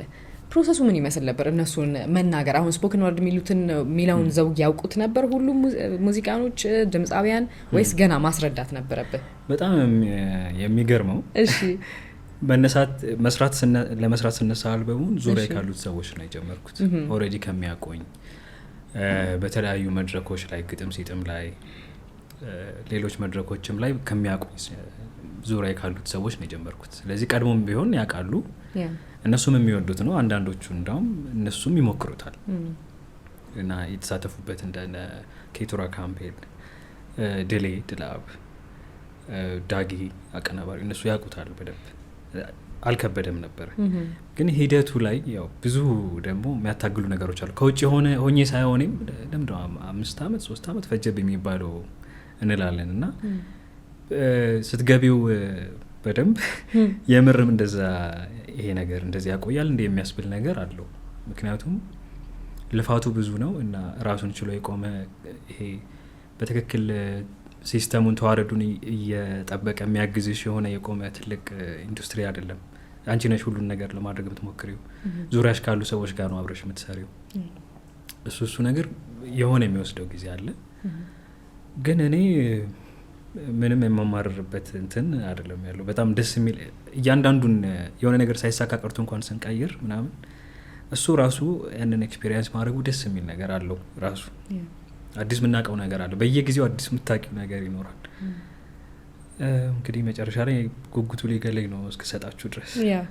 በጣም ብዙ ሰው ደግሞ አይቻለሁ ቪዲዮ ላይ አረ ታው ግን አታጓጓን because ሪአክሽን የኮሊግ ሪአክሽን እያሳየ ነበር የጓደኞችህን ሰው እኔም ራሱ ሰስፔንስ ኮሜንት ላይ ሳይ አረ መቼ ነው አታጓጓን እንጂ ሚላል በጣም ብዙ ግን በአንድ እንትን ነው ደግሞ ሌሎችንም እናስባቸው አሉ። ግጥም ተሰራ እሺ ሰዎች እንትና ስልካቸው ላይ ፕሌሊስታቸው ውስጥ እንዲኖር ብዙ መስራት ያለብን ነገር አለ። አሁን ሙዚቃ ይዟል፣ የሚያጅበው ሙዚቃ ተሰርቶለት ግጥሙ በተለያየ ፎርም በተለያየ መልኩ ነው የተሰራው። ከዛ ደግሞ ለሰዎች ለማድረስ የተሻለ የሆነው መንገድ ዝም ብሎ መልቀቅ ነው ወይስ ምን እናድርግ የሚለው እሱም ሌላ ስራ እኮ ነው። እሱም ስራ አለ። ግን መጨረሻ ያውን ተቃርበናል። ከጅጣቶቻችን አይበልጡም ቀናቱ ብዬ አምናለሁ። እሺ እንኳን ደረስን እዚህ ቀናቶች ላይ። ደፋቱ ብዙ ነው አልከኝ። ግን ብዙ ጊዜ በፈጠራ ስራ ላይ ያሉ ሰዎች ወይም ደግሞ በአርት በኩል ያሉ ሰዎች ብዙ የሚቸገሩት ምንድነው ከዛ ስራ ላይ የሚኖሩበትን ነገር ማግኘት ይከብዳቸዋል ወይም ደግሞ ኑሯቸውን የሚያስኬዱበትን ነገር። አንተ ጋርስ እንዴት ነው? በስፖክን ወርድ ሀብታም ይኮናል? ከባድ ነው እንደዛ። እሺ እኔም እሱ አሳስቦኝ ነው መቆየታችንም አንዱ እሱ ነው። ከጎን ያው ሌላ የምተዳደርበት ፕሮፌሽናል ስራ አለኝ፣ ኮፒራይተር ነኝ። እሱን ሰራለሁ፣ ይሄንንም ከጎን ሰራለሁ። ወደፊት ይዞ ስለሚመጣው ነገር እንግዲህ በእርግጠኝነት እንዲህ ነው ማለት አልችልም። ግን እየሞከረ ያለ የትኛውም ሰው ሁኔታችን ይለያያል በእርግጥ። ግን ለእኔ የተሻለ ሆኖ ያገኘሁት መስራት አለብኝ። ከጎን ሌላ የምሰራው ስራ ያስፈልጋል። ለምንድን ነው የምንሰራውንም የጥበብ ስራ ይጎዳዋል። የገንዘብ ምንጫችን እሱ ብቻ ከሆነ በምን መንገድ ይጎዳዋል? በደንብ እንዲሸጥ ስለምንፈልግ ኦተንቲክ ያልሆነ የሆነ ነገር ልንሰራ እንችላለን፣ እኛንም አይመስል። እንደዛ ደግሞ ይከብዳል። ስለዚህ የኦተንቲሲቲውንም ጠብቆ በምንፈልገው መንገድ ማቅረብ ፈልገን ገንዘብም ሳይኖረን አይሆንም። ስለዚህ የሆነ መላ መፈለግ አለብን እና ለእኔ ሰርቷል ብዬ ማስበው ከጎን የራሴ ሌላ ፕሮፌሽናል ስራ ሊኖረኝ ይገባል። ከተቻለ 2-3 ፕሮፌሽናል ስራ ይኖር። ዲማንዲንግ መሆኑ ላይ ምናምን ያው ሚዛናዊ መሆን ይጠይቃል። ምን ያህል ነው ትኩረታችንን የሚወስዱት የሚለው ከዛ ደግሞ የጥበብ ስራችንም መስራት እንደዛም ሆኖ ነው የሚያታግለው ነው የምለው እኔ እንደዛም ሆኖ ያታግላል። ምክንያቱም አሁን ማስበው ምንድነው ሌላ ስራ ካለህ እንደውም የመፍጠር ላይ ወይም ደግሞ የራስን ሀሳብ ማምጣት ላይ ጫና የሚያሳድርብህ ነው የሚመስለኝ ዩዥሊ እንደዛ አይደለም። እውነት ነው እንደዛም ሊፈጠር ይችላል። አጋጣሚ ሆኖ ነው የሚሰራው ስራ ስቲል ከቃላት ጋር የተገናኘ ነው። ማስታወቂያዎችን በቃላት መሸጥ ነው ጽፎ የሚቀራረቡ ነገሮች አሏቸው። ግን ደግሞ የየራሱም ጊዜ ይፈልጋሉ፣ ብቻ ለብቻ ጊዜ ይፈልጋሉ። እንግዲህ አንዴ ከገባሽበት የማጣጣም ስራና የትኛውን ባድርግ የተሻለ ነው የሚለውን ራስን እየተከተሉ በየጊዜው የትኛው ነው እየተመቸኝ ያለው የሚለውን ግለሰቡ ነው መወሰን የሚችለው። ከምንም በላይ ይሄ በደንብ ጊዜውን ማብቃቃት መሞከር እና የምናስብበትን ለምሳሌ የሆነ የግጥም ሀሳብ መጥቶልኝ ለብቻው የሆነ ጊዜ ላይ ምናምን ከምለው ነጻ በሆንኩባቸው በየትኛውም ጊዜዎች ውስጥ ብፈቅድለት እንደዚህ ያሉ ሌሎች መንገዶችን መጠቀም ይቻላል። በጣም ጥሩ። ስለዚህ ብዙም አልገደበህም ማለት ነው ከመፍጠር ከመቻል። በጣም ጥሩ አሪፍ ነው። ደግሞ ኢቨን የራስህ ገቢ ምንጭ መኖሩ የራስህን አልበም የራስህን ስራ ወደ ማህበረሰቡ በራስህ መልክ አዲስ እይታ ነው ለኔ። በጣም ደስ የሚል አባባል ላይ ነገርከኝ፣ ደስ የሚል ሀሳብ ነው ነገርከኝ። ሶ እንትን ኮፒራይተር የሚለው በአድቨርታይዝመንት ኢንዱስትሪ ያሉ ሰዎች ምናልባት ሊያውቁት ይችላሉ። ግን ለሚሰሙት ሰዎች ኮፒራይተር ለኔም ለመጀመሪያ ጊዜ በጣም በቃ ግራ የሚያጋባ ስም ነበር። ኮፒራይተር ምንድነው? ኮፒ የተደረገ ነገር ነው የሚጽፉት ምንድነው? ስሙ ግራ ያጋባል። ለመሆኑ ምን አይነት ስራ ነው እና ደግሞ ምንድነው ለአድቨርታይዝመንቱ የሚጨምረው ነገር? በጣም ጥሩ ጥያቄ ነው ያርሳሽ። ኮፒ ማለት ጽሁፍ ማለት ነው። እሺ ጋዜጣ የመጣው ስሙ ጋዜጣ በነበረ ወቅት ጋዜጣ ላይ የሚጻፍ ነገር ኮፒ ነው ይባላል። ኦኬ ያንን የሚጽፍ ሰው ማለት ነው ኮፒራይተር። በዚህ አጋጣሚ ሰይፈ ተማምን ማመስገን እፈልጋለሁ። ለስፖከን ወርድም ለኮፒራይቲንግም ሜንቶር ነበረ እና መጀመሪያ ሳቀው የወደድኩበት ምክንያት እኔ ከቃላት ከሀሳብ ጋር ብዙ መራራቅ ስለማልፈልግ በዛ መልክ መስራት የሚችለው ነገር ነው። ሶ ኮፒራይቲንግ በዋናነት ስራው ምንድነው? የሆነ ማስታወቂያ አለ፣ ሊተዋወቅ ይፈልጋል። ለዛ ማስታወቂያ መሸጥ የሚያስችል ተዋናያኖቹ ሊሆኑ ይችላሉ፣ ወይም ናሬት የሚያደርገው ድምጹን የሚያስገባው ማስታወቂያ የሚያወራው ሰው ሊሆን ይችላል። እነዚህ ሰዎች የሚያወሩትን ነገር የሚሸጥ የሚያሳምን የተዋበ አድርጎ ጽፎ ለህዝብ ማቅረብ ነው። ያ ነው ትልቁ ስራው። አንድን ማስታወቂያ ለኮፒራይተር ልታዩ ትችላለሽ፣ ግን በብዛት ኮፒራይተሮች የተሳተፉባቸው ስራዎች ስኬታማ ይሆናሉ። በብዛት የሚያወራውን ጥንቅቅ ተደርጎ ይጻፋል። ኦፍኮርስ ከኋላ የሚያግዙም አሉ፣ እንደ ክሬቲቭ ዳይሬክተር፣ ሌሎች ሙያዎች አሉ። ቪዲዮን የሚሰሩት ወይ ፖስትም ከሆነ ኢሉስትሬሽን የሚሰሩት ሰዎች። ይሄ አንድ ላይ ተቀናብረው የሚመጣ ውጤት ነው።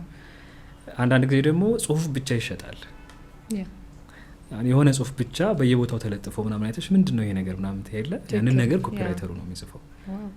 ሶ ቃላትን እዚህ ጋር ለመሸጥ እንደሚሆን ጽፋለሁ፣ በዚህ በኩል ደግሞ ለልቤ እንዲሆን ጽፋለሁ ነው የኔ። አብዛኛውን እኔ እዚህ ኢንዱስትሪ ውስጥ ስለማቀው ነው እንትን ማቃቸው ሰዎች ሰይፈ ማለት በነገራችን ላይ ለአንተ ብቻ አይደለም ለእኔ ራሱ ሜንቶር ነበር። የመጀመሪያ ሾው ላይ ሆስት ሳደርግ ሰይፈ ነበር ዳይሬክት ሲያደርግ የነበረው። የምናገራቸው ነገሮች የሚጽፈው የምጠይቃቸው ጥያቄዎች የሚጽፈው ሰይፈ ነበርና ሰይፈን በጣም ነው እኔም በቃ በጣም ውለታ አለብኝ።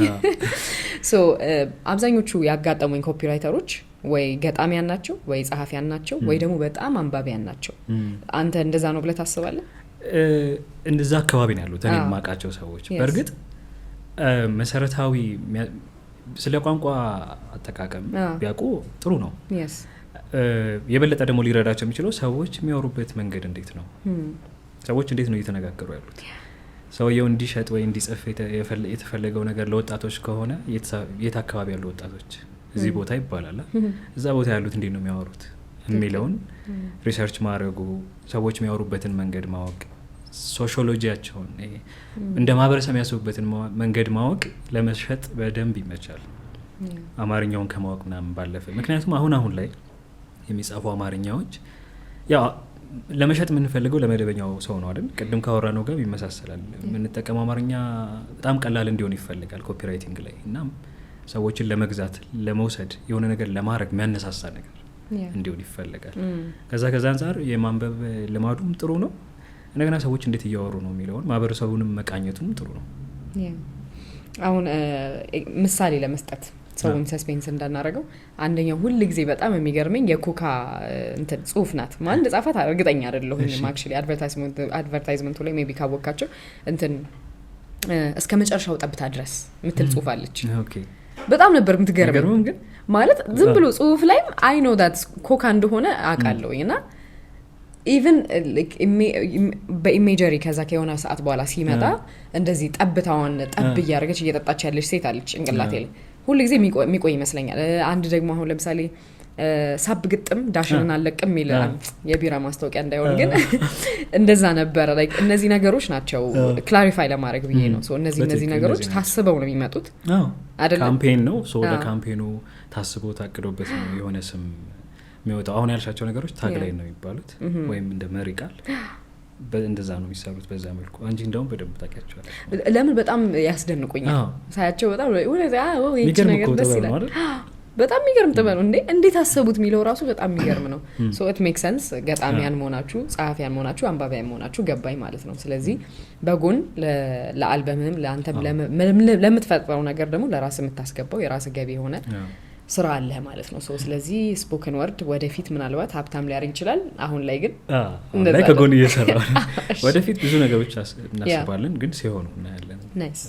አንድ ማንሳት የምፈልገው ነገር ማሎን ብዙ ሰው የሚያውቀው በፍልሰት ወይም ፋላሲ ቪዲዮዎች ነበር እና እኔ በጣም በቃ ያስቀኛል ነው ማለት ማለት ቪዲዮቹ ልክ አይቻቸው ልክ አንተ ስቲሽ አድርገህ ስትመጣ ኦኬ ኦፍ ኮርስ ስላለሁ በጣም እኔም ጠርጥሬ ነው የሆነ ነገር ስሰማው እንዳልተግባባልኝ እንኳን አውቃለሁ ምኑ ጋር እንዳልሆነ አላውቅም እንጂና እነዛን ቃላቶች ልክ ስትነግረኝ ለምን ይሄ እውቀት ፈልገህ የምታገኘው ነገር ነው እንጂ ይሄ ሁሌ የሚነገርህ እውቀት አይደለምና በጣም ደስ ብሎኝ ነበር መከታተለው እሱን ሲሪስ እና እንዴት ሐሳቡ መጣል ፋላሲን ወይም ፍልሰትን ለሰው ማቅረብ እና ደግሞ ስቲሽ የምታረጋቸው ነገሮች እያንዳንዱ ቃላቶች ተርሞቻቸው መፈለግ እንዴት መጣል? ለምንስ ወደዛ ሲሪየስ ገባ?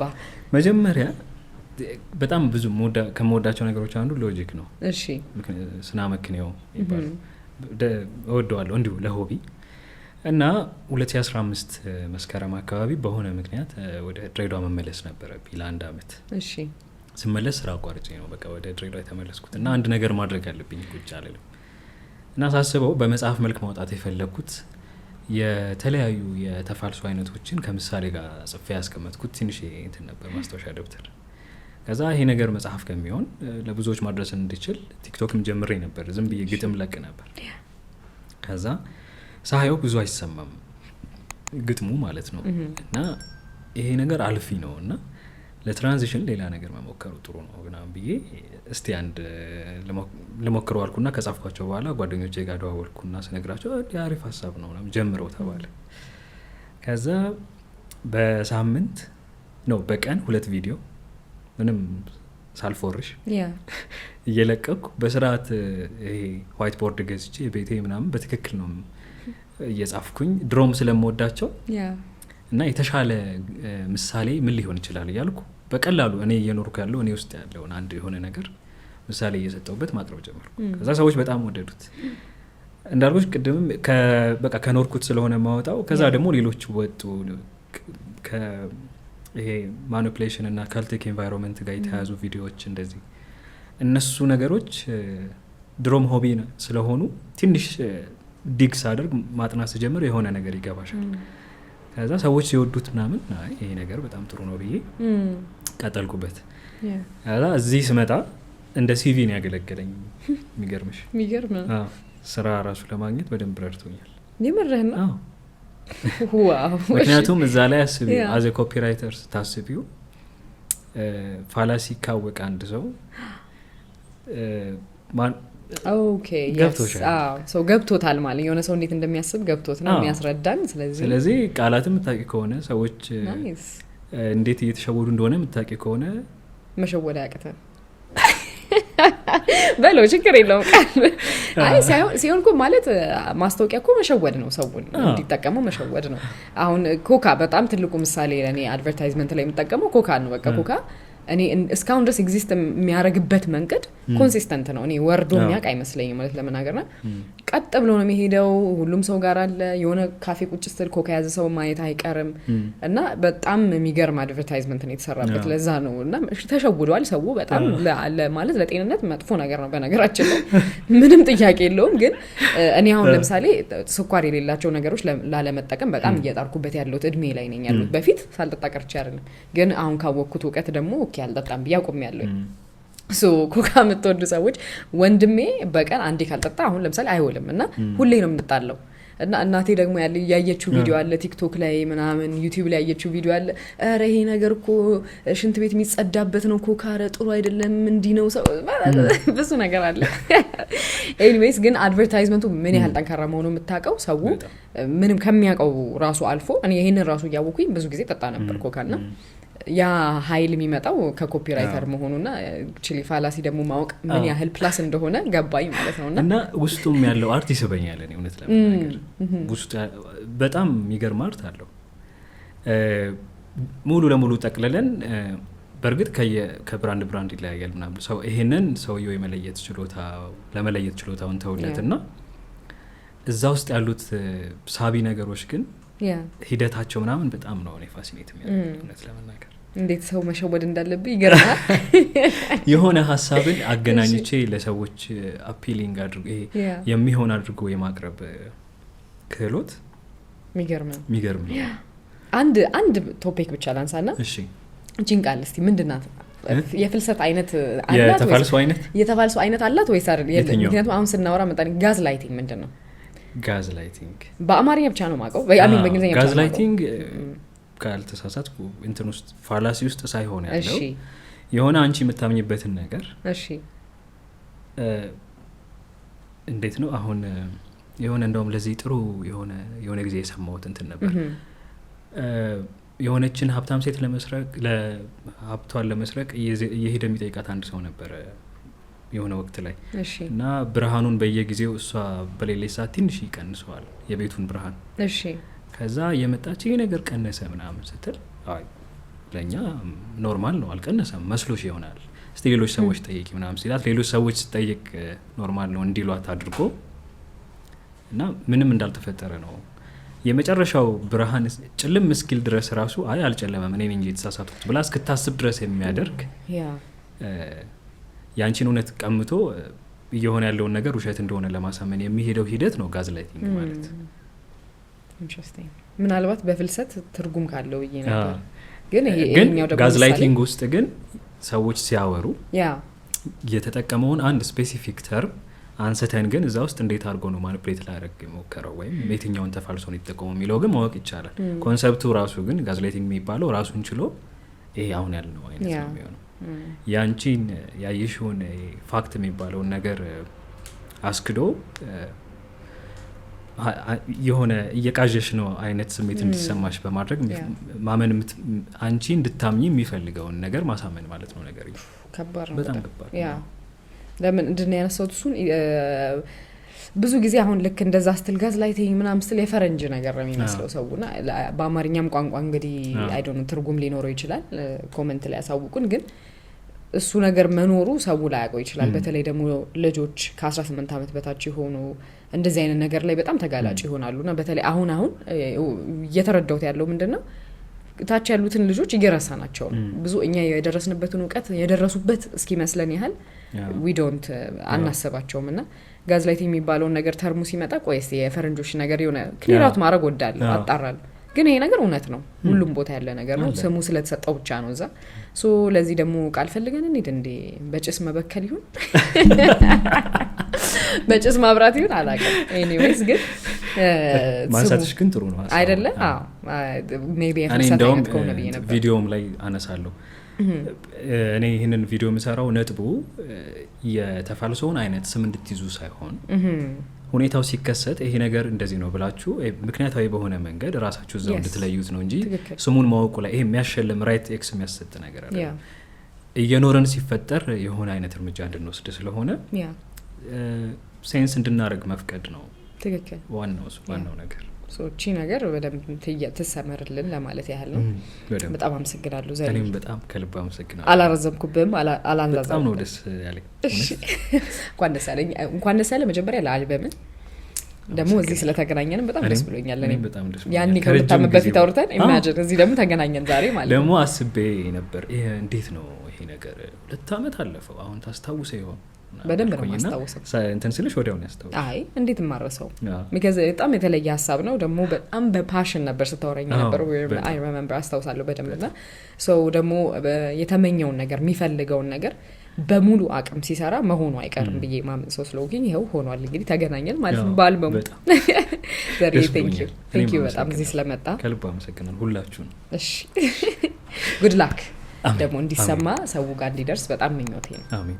እሺ ሶ የቡና ካስት ወዳጆች ከዘር ጋር የነበረን ቆይታ ወይም ከማሎ ጋር የነበረን ቆይታ ይሄንን ይመስል ነበረ። እንግዲህ ስፖከን ወርድ ምን አይነት የአርት ዘውግ እንደሆነ የተረዳችሁ ይመስለኛል ዛሬ። እንዲሁም ደግሞ ስለ ሌሎች ብዙ ቶፒኮች በቡና ዙሪያ የሚነሱትን አንስተን ከዘር ጋር እንደዚህ ደስ በሚል ሁኔታ አውርተናቸዋል። እናንተም አሪፍ ጊዜ አሳልፋችኋል ብዬ እርግጠኛ ነኝ። እንደውም ቡና ካስትን ላይክ፣ ሼር፣ ሰብስክራይብ ማድረግ እንዳትረሱ። በሚቀጥለው ጊዜ ደግሞ ከሌላ እንግዳ ጋር በሌላ ቶፒክ እስክንገናኝ ደህና ሁኑልኝ። ቻው።